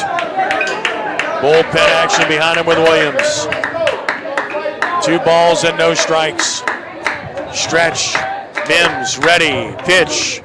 Strike call, 2-1. Cook taking all the way. Franklin third, Walker second, Fields at first. And the 2-1 pitch from Mims. Chopped toward third. The play is home. He is out. Excellent play by Martin. Big force out for St. Aug. And Mims has a chance to get out of it. With 2 outs, Denny's will bat. And again, the caught stealing in this inning was gigantic.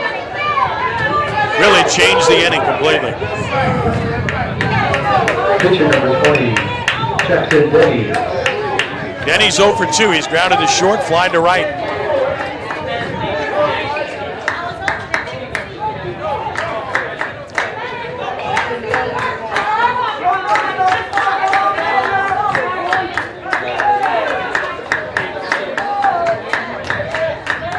Mims continues to work from the stretch. Denny's wants time, and he's given time. Mims has really slowed down here in the inning with these runners on base. Denny's back in. Runners away from every base. The pitch from Mims. Inside corner strike. It's 0-1. Straight away for Denny's defensively. No balls and a strike. The next one. Swing and a miss and a ball down. It's 0-2. Mims 1 pitch away from getting out of a massive jam.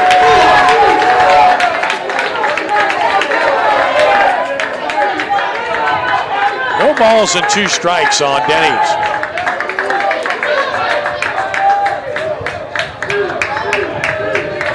Runners leading from every bag.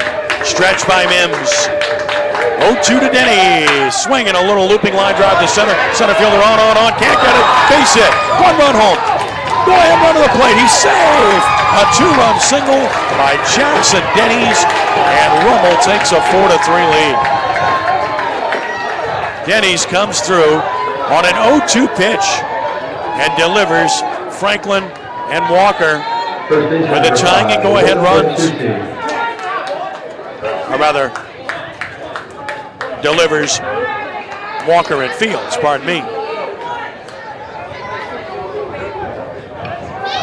So Walker and Fields score to make it 4-3. Cook at second. Colby Fields will run at first for Rummel. For Denny's, who gets to the dugout, the pitcher.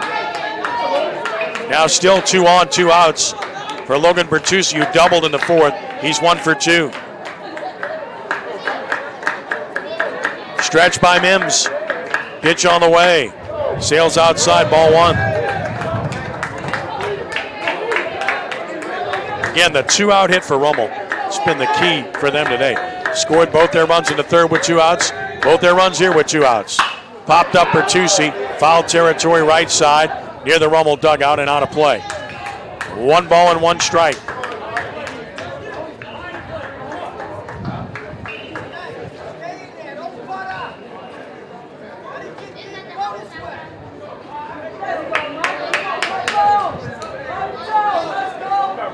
One ball and 1 strike.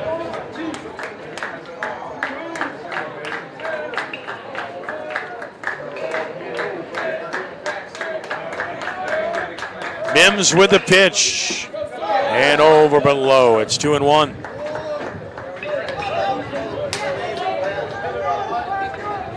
Two and 1 the count.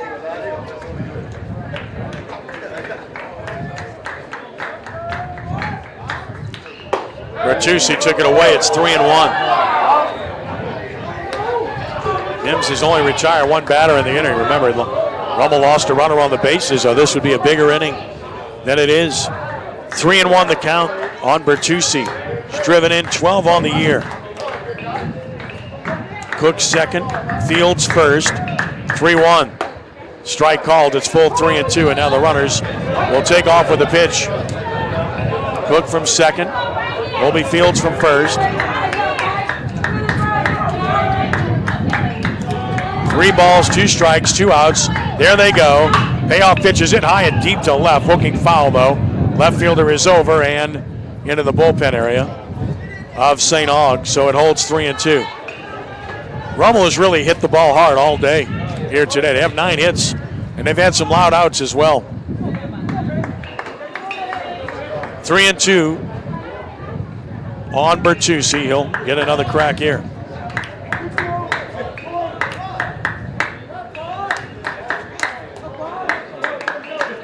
Another payoff, runners go. Strike 3 called. Inning is over. Mims gets a big strikeout, his 3rd of the game. Rummel takes the lead with 2 runs. And they do it on 2 hits, no errors, Strand 2. They've left 7 after 5. Archbishop Rummel 4, St. Augustine 3, here at CrescentCitySports.com.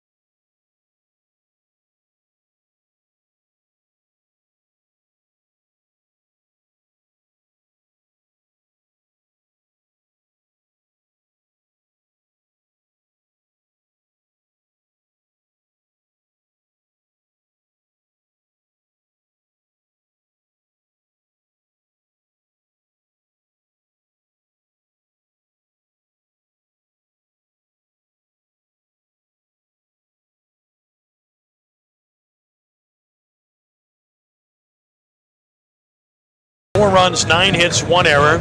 7 men left for Rummel. 3 runs, 4 hits, no errors. 4 men left for St. Augustine. Jackson Denny's delivered a 2-run single to help himself, and now has a win in his sights, but there's still 6 outs to get, and he is at 90 pitches, and of course the max is 115. So he'd have to be very economical to get the distance. First things first, he's got to get outs in the 6th, and St. Aug has other ideas. Here's Jordan Vitito, who's doubled and scored and grounded into a fielder's choice. Brother Martin finishes off Holy Cross, 13-2 final. Crusaders wiped out the Tigers at Tiger Park today. They're playing very well. Breaking ball is low from Denny's, 1-0 to Vitito. Denny's had a 1-2-3 inning in the 5th, his first of the game. The 1-0 pitch. It's high, it's 2-0. Cassidy has been in the bullpen many times for Rummel in this one. 2 balls, no strikes. Another.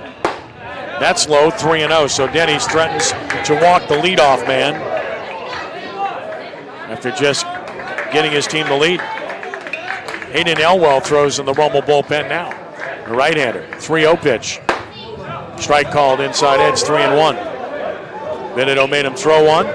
See if he makes him throw another here. 3 balls and a strike.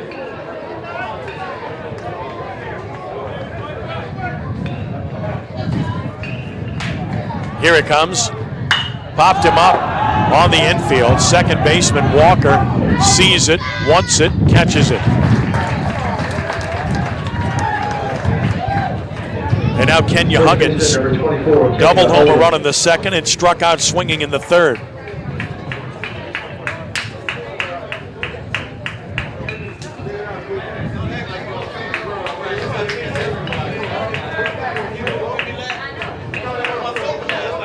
Huggins bats. Denny's pitches. Down and away with a breaking ball.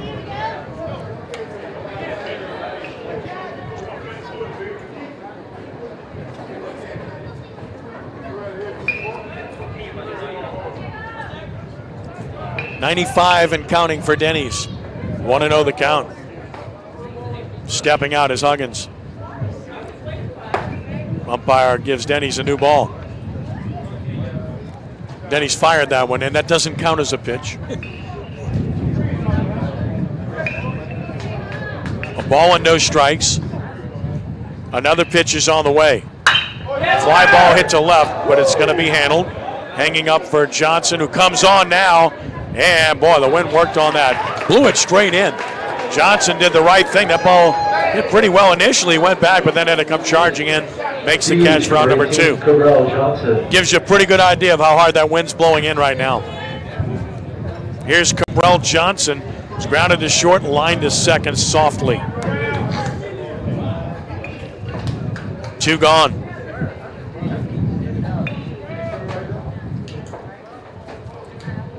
Pitch on the way. Fast strike from Denny's.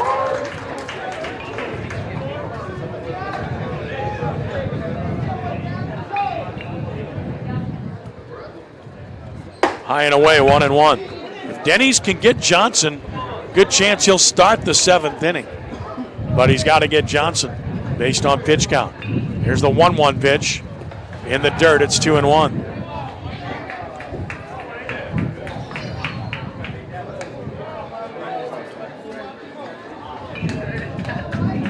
Two balls and a strike.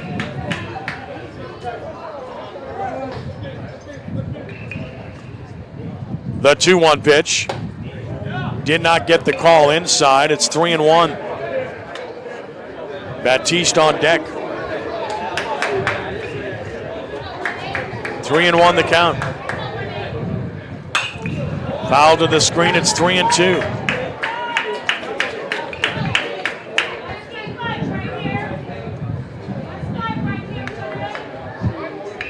Three balls and 2 strikes.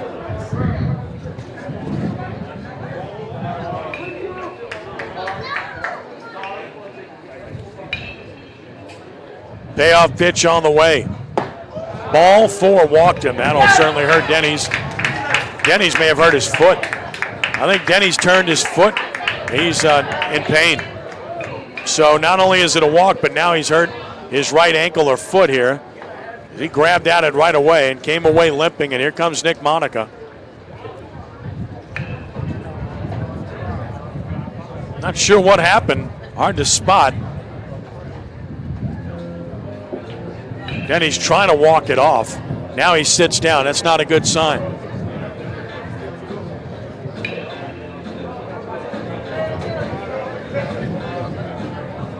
Well, as soon as he released the ball, he grabbed at his foot and leg.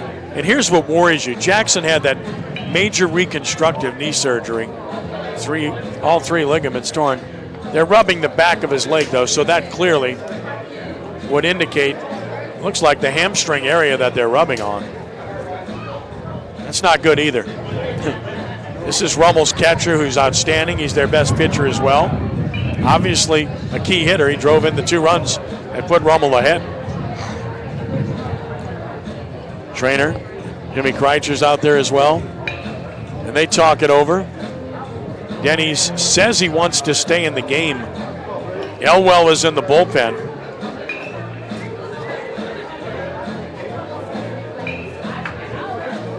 Denny's at 102 pitches now, and he's going to take a warm-up toss or 2 to see if he can stay in. This might be his last inning anyway, based on the pitch count. 2 practice pitches he's taken look very good.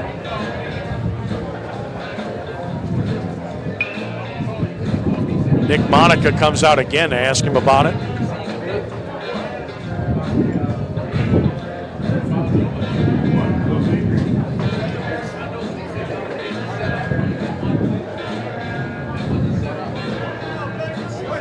Monica back to the dugout. And Denny's will stay in. The catcher, number 1, Blake Baptiste.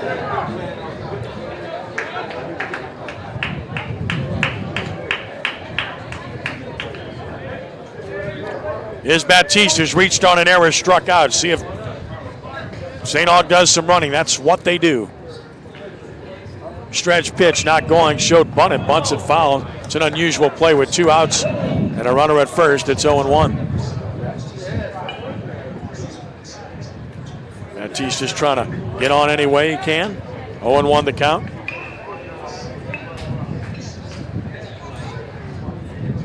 Runner at first base for St. Aug. For Johnson is Jamal Shelby. So Shelby running at first. Throw to first to chase him back.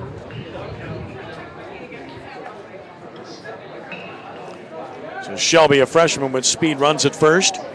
0-1 the count on Baptiste, who waits the stretch. And now the pitch. Fast strike, it's 0-2. No balls and 2 strikes.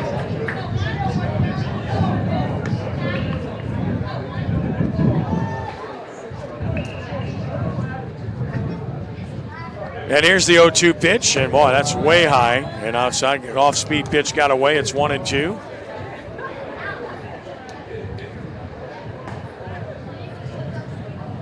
One ball and 2 strikes.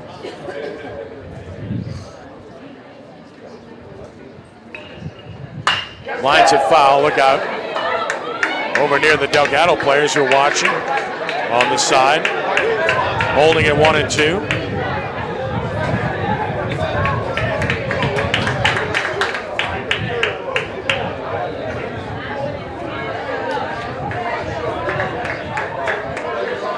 Ball and 2 strikes.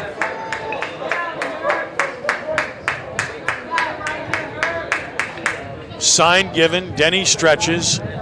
Throws to first. Runner back.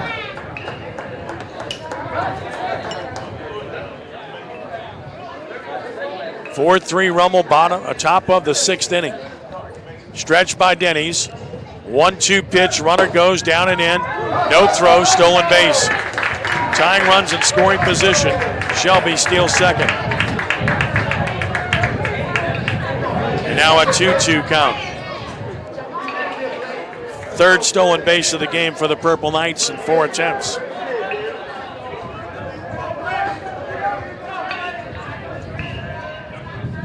Pitch. Beat on the ground toward third. That is a foul ball. So the count remains 2-2. Pivotal at bat in the game here. Baptiste returns to the plate.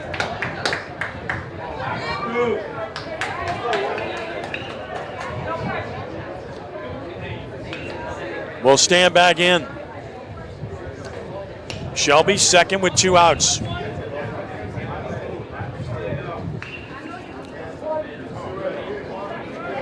Denny's in what is likely his last inning steps off.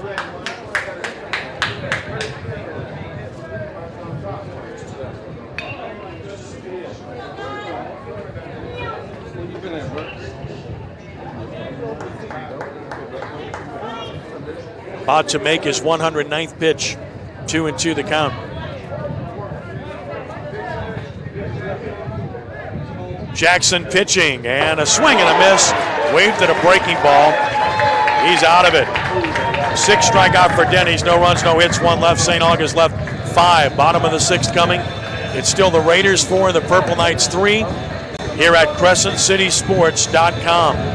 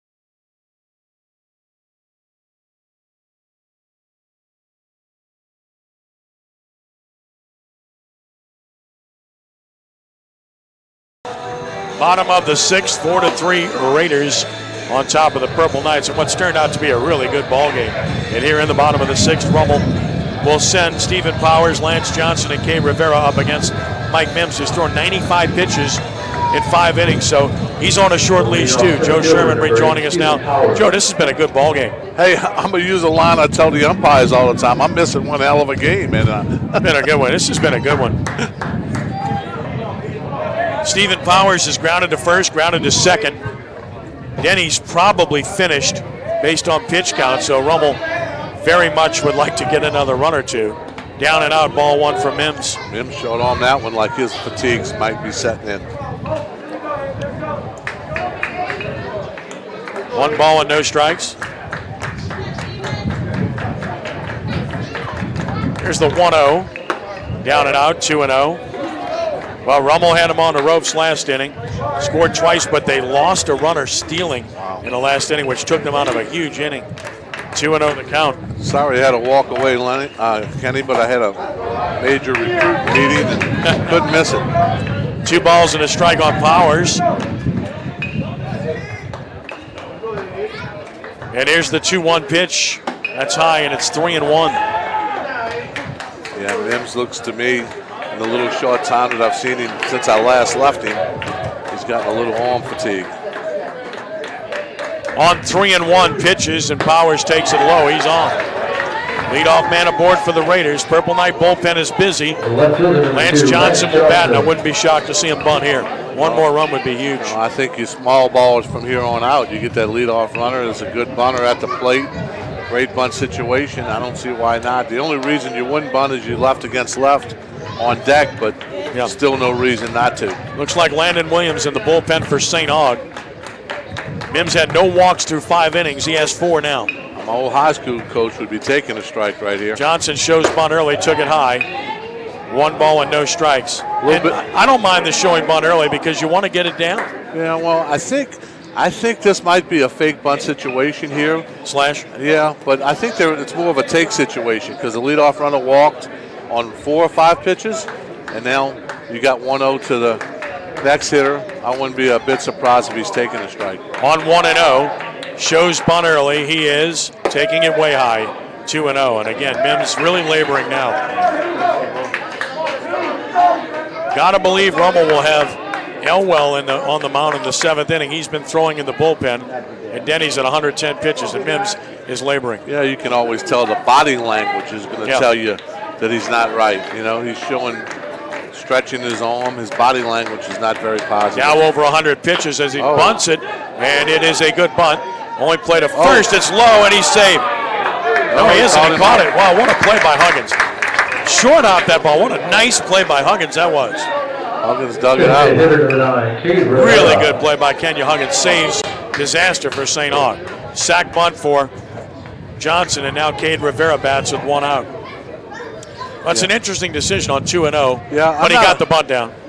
Listen, there's not a guy in America that took more pitches than Joe Sherman. I hear you. So I'm always leaning to the 2-0 take there, but especially in that situation where... Because you still have a chance to bunt, 2-1. Right, Mims is obviously laboring, struggling with the strike zone, 2-0. I'm bunting all the way to 3 strikes in that spot. And remember that pick by Huggins at first. That was huge. Yes, it was. Yes, it was. Rivera is 0 for 2 with a walk. I think we got a little cramping taking place on the catcher. Looks like he's cramping up a little bit. And Mims keeps grabbing his left arm on the mound. Got a big scare last inning with Denny's coming up lame on the mound, but he stayed in.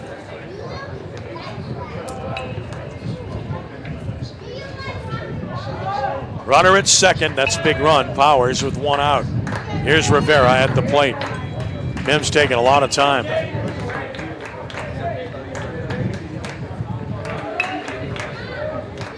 Stretch, check of the runner. Pitch on the way. Fast strike, it's 0-1. It's amazing. That bunt totally changed the momentum of Mims. He couldn't find the plate, got the bunt down, and the next thing you know, back in the strike zone. No balls and a strike. Down a ball, it's 1-1. On Cade Rivera. 4-3 Rummel here in the top of the, or the bottom of the sixth, rather.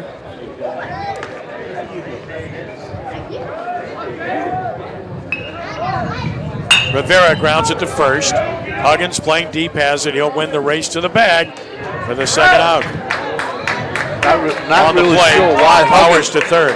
Not really sure why Huggins ran across the bag there. He should have stepped on it with his left foot and peeled to the inside. Right to the runner. Right. It's danger zone. Of course, if I was as big as Huggins, I guess I'd run anywhere I'd He's want not to. worried about contact for sure. Here's Ron Franklin, who's been a beast. Line to single, line to triple, walked. And he bats in a big spot here with 2 outs and a runner at third. Took a fastball strike, it's 0-1.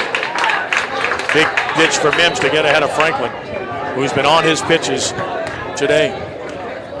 No balls and a strike. Stretch and the pitch. Breaking ball fouled out of play. He's ahead of Franklin. 0-2.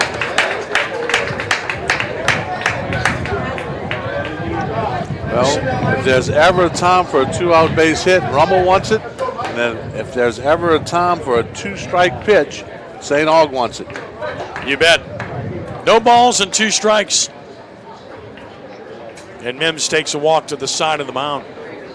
Think about this in a big situation. Mims is really showing some very negative body language, obviously. Shaking that left elbow out almost every pitch, twice a pitch. Really fighting through it, isn't he? Yes, he is. Trying to win this game for his team.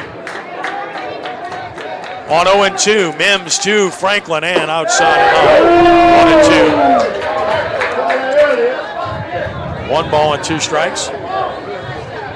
St. Aug has guys up they won in the 9th. Watts, Darrensburg, Davis, if anybody gets on Spears in the 7th, I should say. Likely against Elwell of Rummel.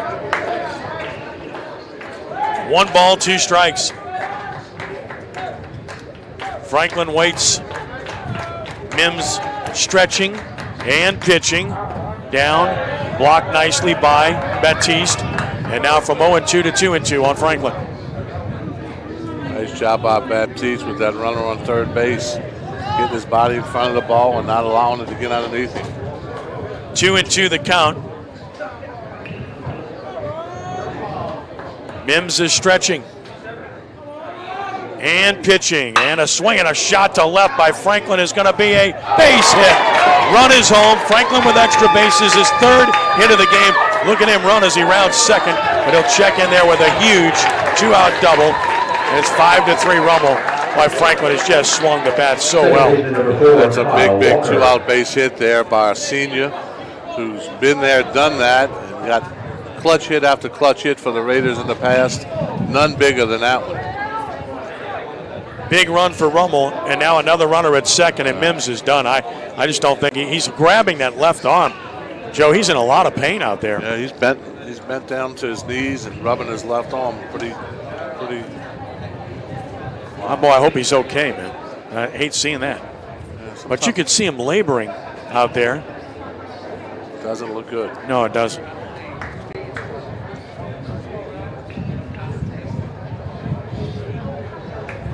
St. Augustine will bring a new pitcher into the game. Mims should get a great round of applause when he comes out. He battled like crazy. Ryan Stripling is going to take over. I just hope he's all right. Ashton, the trainer, taking a look at him. You are very familiar with her. Yes. She's filling in for that's our trainer. Right. She's filling in for the St. Aug trainer today in the Ashton program. Yes. Again, Mims has not gotten up yet. I just don't like him holding that left arm at all. Stripling will take over, the right-hander for St. Augustine. Ryan Stripling, he's just a freshman, 5'7", 160 pounds, kind of slings it, does Stripling. You look at his numbers on the year. Stripling has appeared 10 times, 1 start. He's 1-0. Earned run average very good at 1.54. Not bad for a freshman, right? 22 2/3 innings, only 13 hits, I'm going to tell you, Kenny, 8 runs, 5 earned. He's walked 15. That's a bit of a high total. Has struck out 16, but boy, that's impressive for a freshman. Yes, it is. And we've talked about names all day long. Traditional St. has been getting a great round of applause as he walks off the mound. We talked about names all day long. Mims and Davis and Darrensburg. Well, here's another one. Stripling, Keith Stripling. His dad, long time coach in the New Orleans area, coached with Coach Glenn Trotter with the Legion team for many years around here, played for the infamous Coach Hawk and that famous Legion team that got to the playoffs, and now here's his youngest son pitching for the St. Aug Purple Knights. You know what that means, Kenny? You're getting old. You think? I'm not. You are. Come on, dude. You're not too far behind. It's okay. I love your answer to the questions about, how long do you want to do this thing? I don't know. I'm in my 50s. What do you think, man? Come on. Are you kidding me? You guys have got me written off into the wheelchair already, Kenny. It's crazy. Some of these guys. I mean, I told him to go ask the coach at Alabama how long he's going to do it. He's about 15 years older than me. Yeah, Nick Saban. Stripling still taking his warm-up tosses. Rummel has come from a 3-0 deficit to lead at 5-3 here. Same two teams played Saturday at 2 p.m. at Wesley Barrow RBI Field. 2 games, 2 days. It was supposed to be 2 and 3 days, but scheduling and rain altered things. Ryan Stripling. You like this? This is one back-to-back. You like this back-to-back series, or would you prefer a round system? I hate it. Okay. We have it in our conference. Yeah. We have it here. Get tired of seeing people. Yes, you do. I don't like it. Kyle Walker, who's had himself a game, 3 for 3 with 3 base hits and RBI, 2 runs scored, and he has a chance to pick up another here. Oh, Ryan Stripling, the freshman, looks like he's been there, done that, doesn't he? Look at the poise he's showing out there. Let's see if his poise equals his command. He's working on that mound area, digging his hole, trying to get comfortable. I'm about to get on him about that, though. Messing up your mound, man. Here's Walker with Franklin at second with speed and 2 outs. Stripling stretching, Stripling pitching. Wild pitch to the screen. We'll get Franklin to third with 2 outs. A little auspicious start there for Ryan. That runner is the responsibility of Mims. 1-0 the count. I see Coach Keith sitting down there in his NOPD uniform. Yep. Good man. Right behind the plate. 1-0 is a hard hit, base hit left. Have a game, Kyle Walker. He's 4 for 4. Franklin scores, and it is a 6-3 Rummel lead. Those 2 guys combined are 7 for 8. No, they're 7 for 7 with a walk. 7 and a walk. Yeah. 8 for 8 on base. Well, here's the thing. Rummel has scored every run in the game with 2 outs. Every run. That's the formula for winning baseball, 2 out base hits. That's a big run right there, Kenny. Huge run. Big run. Chandler Fields bats. He's doubled and walked, driven in a run, scored a run. Especially for those guys that are down there warming up in the bullpen, their blood pressure just dropped considerably. No doubt, because as I mentioned, Denny's at 109 to 110 now is probably not going to start the next half inning at a 115 limit. No, you wouldn't think so. 0-1 the count. Fields took it down and out, another wild pitch, and that will get Walker to second. So now a base hit could plate another, and this is Rummel's best hitter in Chandler Fields. With his double is now up to 341 on the year.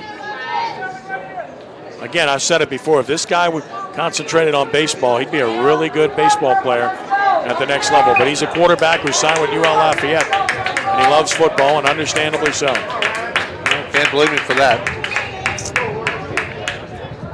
1-1 the count.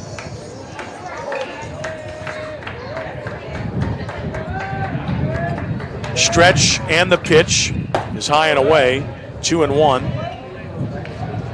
This game has exceeded the 2-hour mark, but it's been worth it because this has been a good one. Some games last pretty long, and they're not very fun at all. This one's been pretty good. 2-1. Fields grounds his second. Handled by Davis, who throws him out. Oh, he's safe. He's safe. He didn't touch the bag. Throw home. He's out. No, he's off the ball. He's safe at home. Rummel has taken a 7-3 lead.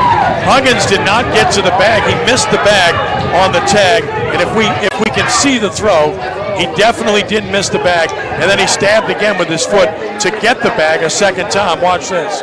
Didn't get it, so watch. Then he tags it again because he knew he'd missed it. And then he's got the guy dead at the plate. And he dropped the throw. So it's got to be an error on the first baseman, and then it's got to be an error at the plate as well. I don't know if you're going to give it to him on the throw or the catch, but should be 2 errors for sure. I got to call it an error on the first baseman. He missed the bag. The ball was there in time. So it's an E3, and it's an E2, allowing the runner to score, and that's now a 4-run lead for Rummel. And first 2 errors of the game for St. Aug, and those are huge. And a strike called to Tyler Cook, who has a base hit and 3 trips. Rummel has 11 hits. They've had some hard hit outs in this game. That's definitely a different Rummel offense than I saw last night. 0-1 the count. Cook waits. Pitch on the way. Sails outside, 1-1.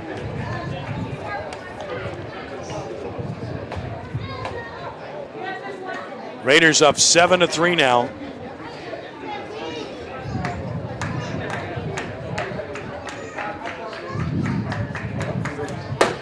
Inside the Cook, it's 2-1.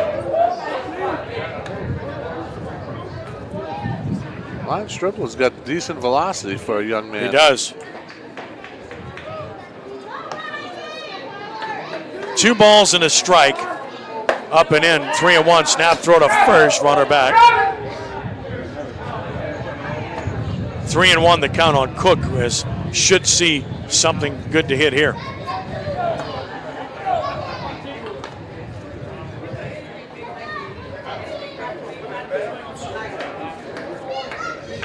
Three balls and a strike.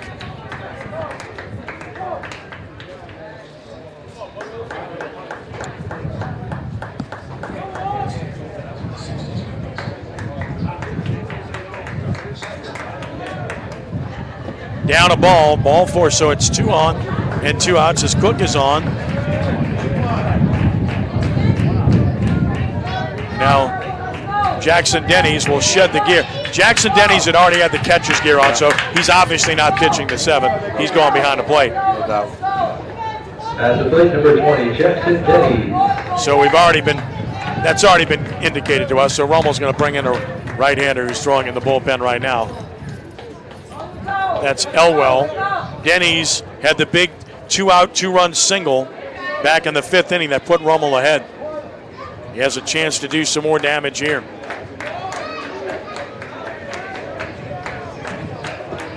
Jackson waits, Stripling pitches. And that's a shot to right. Right fielder's going in, got there to make the catch. Watts, inning is over, but 8 men bat. Rummel gets 3 big runs in the inning. Raiders do it on 2 hits. There were 2 big errors. Rummel strands 2. They've left runners in every inning, and in the game they've stranded 9. Last chance coming for St. Aug. They trail Rummel 7-3 here at CrescentCitySports.com.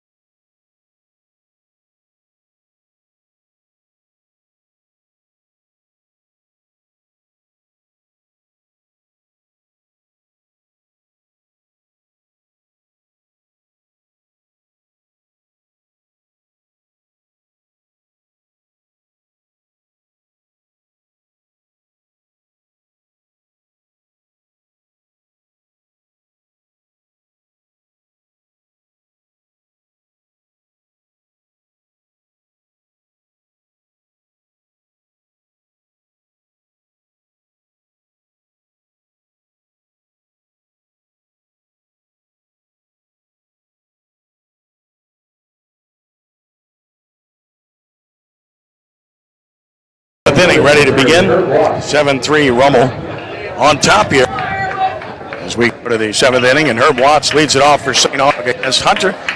Hayden Elwell, the new pitcher for Rummel, the right-hander, 0-3 on the year. And Watts put in play, and 1 pitch, 1 out as Powers makes the catch in center field out here in the 7th inning as Watts flies up. I was going to say now. I was going to say, Kenny, I think I'd have to take a pitch on Hayden. Darrensburg will bat. Tanner Darrensburg to the plate. He's had a good game as usual here today. He's been on, stolen a base, scored a run. First pitch from Elwell, and that's a fastball that just misses up. It's 1-0. 1 ball and no strike to Darrensburg. And another from Elwell. And that's a fast strike. It's 1. So the count is even at a ball and a strike now here in the 7th inning. 7-3 lead for the Raiders over the Purple Knights. 1 ball, 1 strike, and just misses. 2-1. Every pitch around the plate. Vantage point we have here. 2 balls and a strike. And the next one on the way. And that's a strike called, so it's 2-2. Darrensburg trying to get aboard and create a rally here for St. Aug. They need base runners, trailing by 4 here in the bottom of the 7th. Elwell delivers, and that's chest down. It's 3-2. Denny's now catching, as we suggested he would. 3 balls and 2 strikes.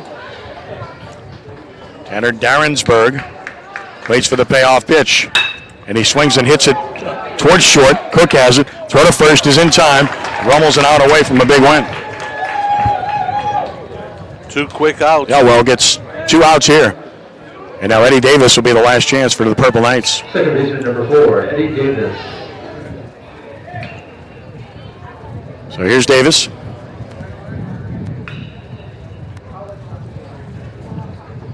Bats with 2 outs. Pitch on the way. Over but low again. Everything's been close from Elwell. He's been able to put the ball in pretty good locations. The 1-0 pitch.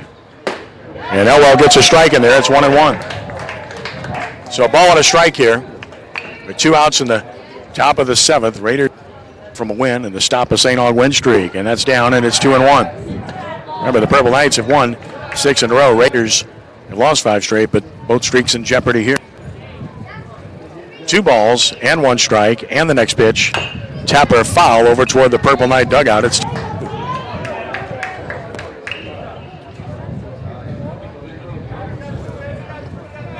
2 balls and 2 strikes.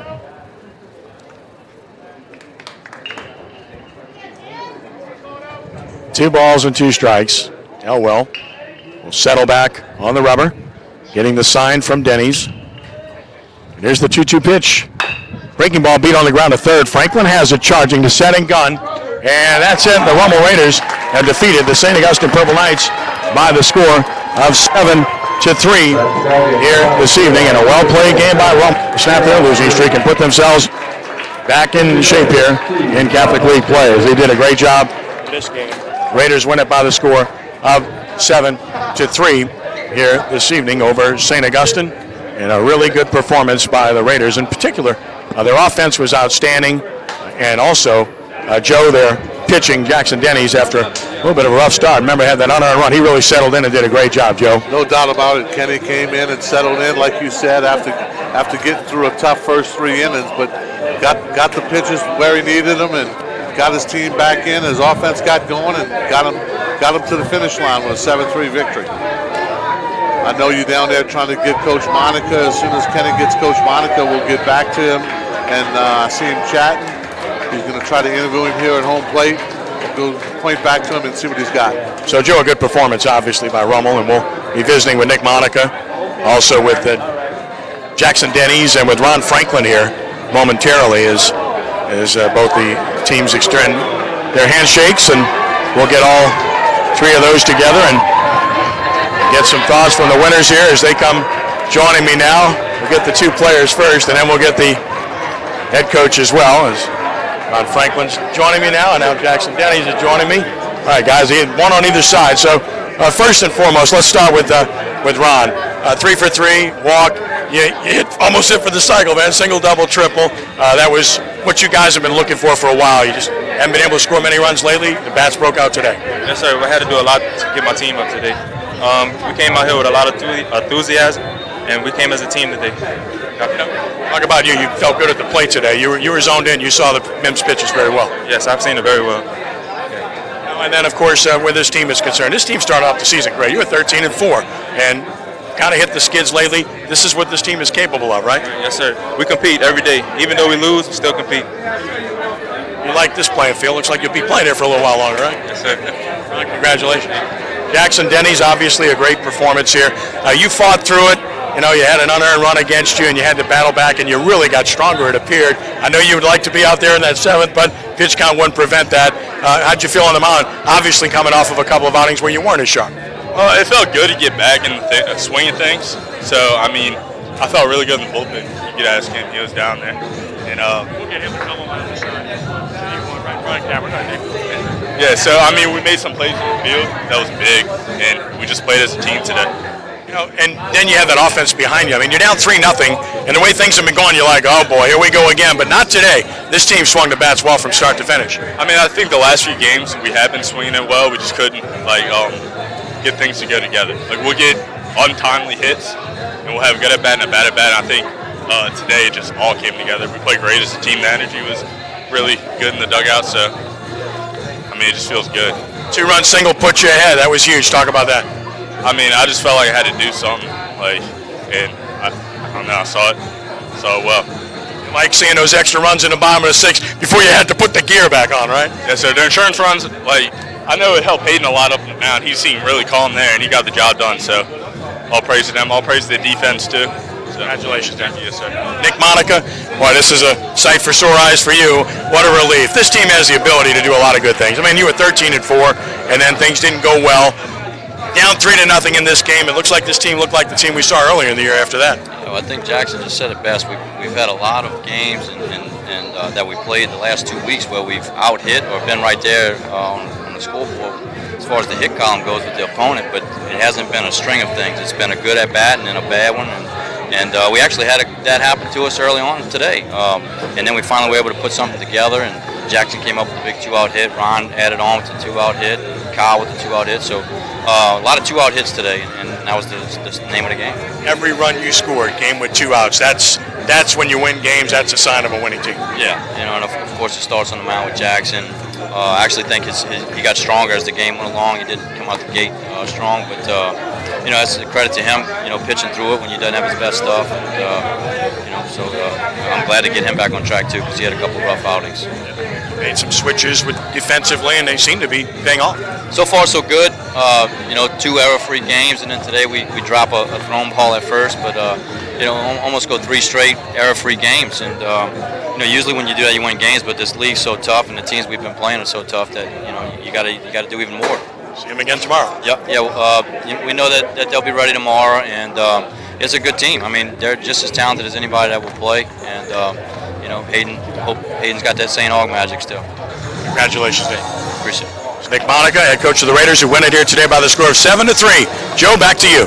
Okay, Kenny, like you said, it always feels better when you leave the yard with a W, but, let's tip our cap to Coach Monica. His club not doing real well, fought through some tough games, some tough 1-run losses. Had a tough 1-run loss here last night where, club could have folded a tent, not come out with any energy, but was able to come out full of energy today. Got a great job by Denny's on the mound. Leader took charge. Team rallied behind him. Get a big day from Ron Franklin at the plate. You get a big day from the second baseman at the plate. And, hey, next thing you know, you got a W. Franklin and Walker in the 3 and 4 holes today. 7 for 7 with a walk. So 8 for 8, 4 times up each, all reached base, 7 hits, and that's what you need. You need your 3, 4, and 5s to drive in runs, and that's exactly what happened today. 3, 4 came through big, and Denny's came through big on the mound and got the Raiders back in the win column at a very much needed time. Joe, that was that was really the team we saw earlier in the year. And, teams can easily lose confidence when you're playing a tough schedule. And if you don't play well, you're going to get beat. And that's what's happened. And they lost some close games. Then they lost some games that were really not close. And it was a character test for them today. And I think you showed that they have some character. Well, like we talked about early in the game, Kenny, winning is contagious as well as losing. And, when things start going bad, you start pointing the fingers. And the next thing you know, you lose a little team unity. And the next thing you know, those one-hit games bite you. And next thing you know, you're in a slump. But tip your cap to the manager or the head coach and Coach Monica. He prevented most of that from happening.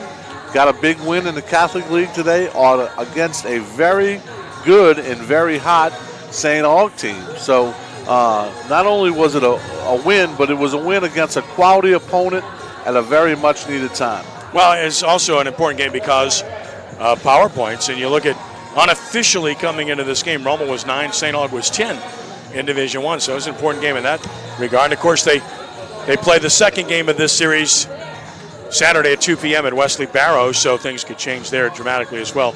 And it's all about pitching depth at this stage. Well, no doubt about it. And you're in that time. The one thing that I hope comes out of this game where we don't have to worry about is the condition of the left hand of Mims. Yeah. Obviously in excruciating pain when he left the field today. Hopefully that was just fatigue and not an injury. And, you hate to see that anytime, but especially with a quality senior arm like Mr. Mims has and a bright future ahead of him. So hopefully he's healthy and, we don't see anything later in the season that would prevent him from throwing. Denny's a pleasure to hear from. That kid's a good kid. And then I'm sure you enjoyed the other guy commenting about the place that he's going to be getting used to for a while, man. Yeah, Mr. Franklin's a man of very few words. I've noticed that when I was recruiting him, but he sure looked good today in that third base spot and got some big base hits in that 3-hole. So hopefully there's another 2 good years behind him out there. I hear that loud and clear. Well, this was a good performance by the Raiders. We'll recap it real quick. Yeah, for Rummel, 7 runs, 11 hits, 1 error, and they left 9 on base. And for St. Augustine, 3 runs, 4 hits, 2 errors, and they left 5 on base. The winning pitcher, Jackson Denny's, went 6 innings. He allowed only 2 earned runs on 4 hits, and Jackson walked 3, struck out 6, and as Nick Monica said, he got stronger and better as the game went on. That was accurate. And then give credit to Hayden Elwell. He came in and just shut the door. 1, 2, 3 in the bottom of the frame. Denny's is now 6-1 with the victory. The loser, Mike Mims, he drops to 5-4 with the defeat. And as mentioned, we sure hope that he is okay. And as you mentioned, Joe, it was Kyle Walker 4 for 4, 2 RBIs. Ron Franklin 3 for 3 with an RBI, single, double, triple, starring for the Raiders offensively. And again, the last comment we'll make, once again, as I said to Nick Monica, every run Rummel scored was with 2 outs in this game. Yeah, two out hits win games, but when you get 7 runs on 2 out hits, obviously you're going to win every time. Well, it's quite a performance this afternoon by Rummel, and St. Aug sees their 6-game win streak come to an end. Rummel sees his 5-game losing streak come to an end. All things must end, right? And it happened both ways. The love of the game of baseball, huh? Man. Just when you think you got it figured out, guess what? You don't. No, there's no doubt about it. And these are 2 good teams, and they'll play again tomorrow. And, Joe, it's been a pleasure. Appreciate you joining us today. Well, I'm sorry I couldn't stay throughout the game, but hopefully when I was here, it was enjoyable to me as well, Kenny. And as I say, thank you. Thanks Crescent City Sports for everything you guys do for prep baseball, for everything you do for baseball in our city. It's our pleasure, Joe. Thank you. Game took 2 hours and 20 minutes to play. Final score again, Rummel 7, St. Aug 3. For Joe Sherman, for Chip Merritt, for Matt Merritt, and our entire crew at CrescentCitySports.com. Let me thank Gills Bar first and foremost before we close. Crescent City Sports Prep Baseball is brought to you by Gills Bar for more than half a century, offering services, solutions, and support for businesses and associations looking for happier constituents and healthier bottom lines, and headquartered on the North Shore. To learn more about how Gills Bar can help your business, visit GillsBar.com. Thanks to Hank Miltenberger and Gills Bar. Again, Rummel 7, St. Aug 3. Now, this is Ken Trahan saying thanks for joining us. Be a good sport. From Kirsch Rooney Stadium, God bless you one and all. We are rounding third and heading home. So long.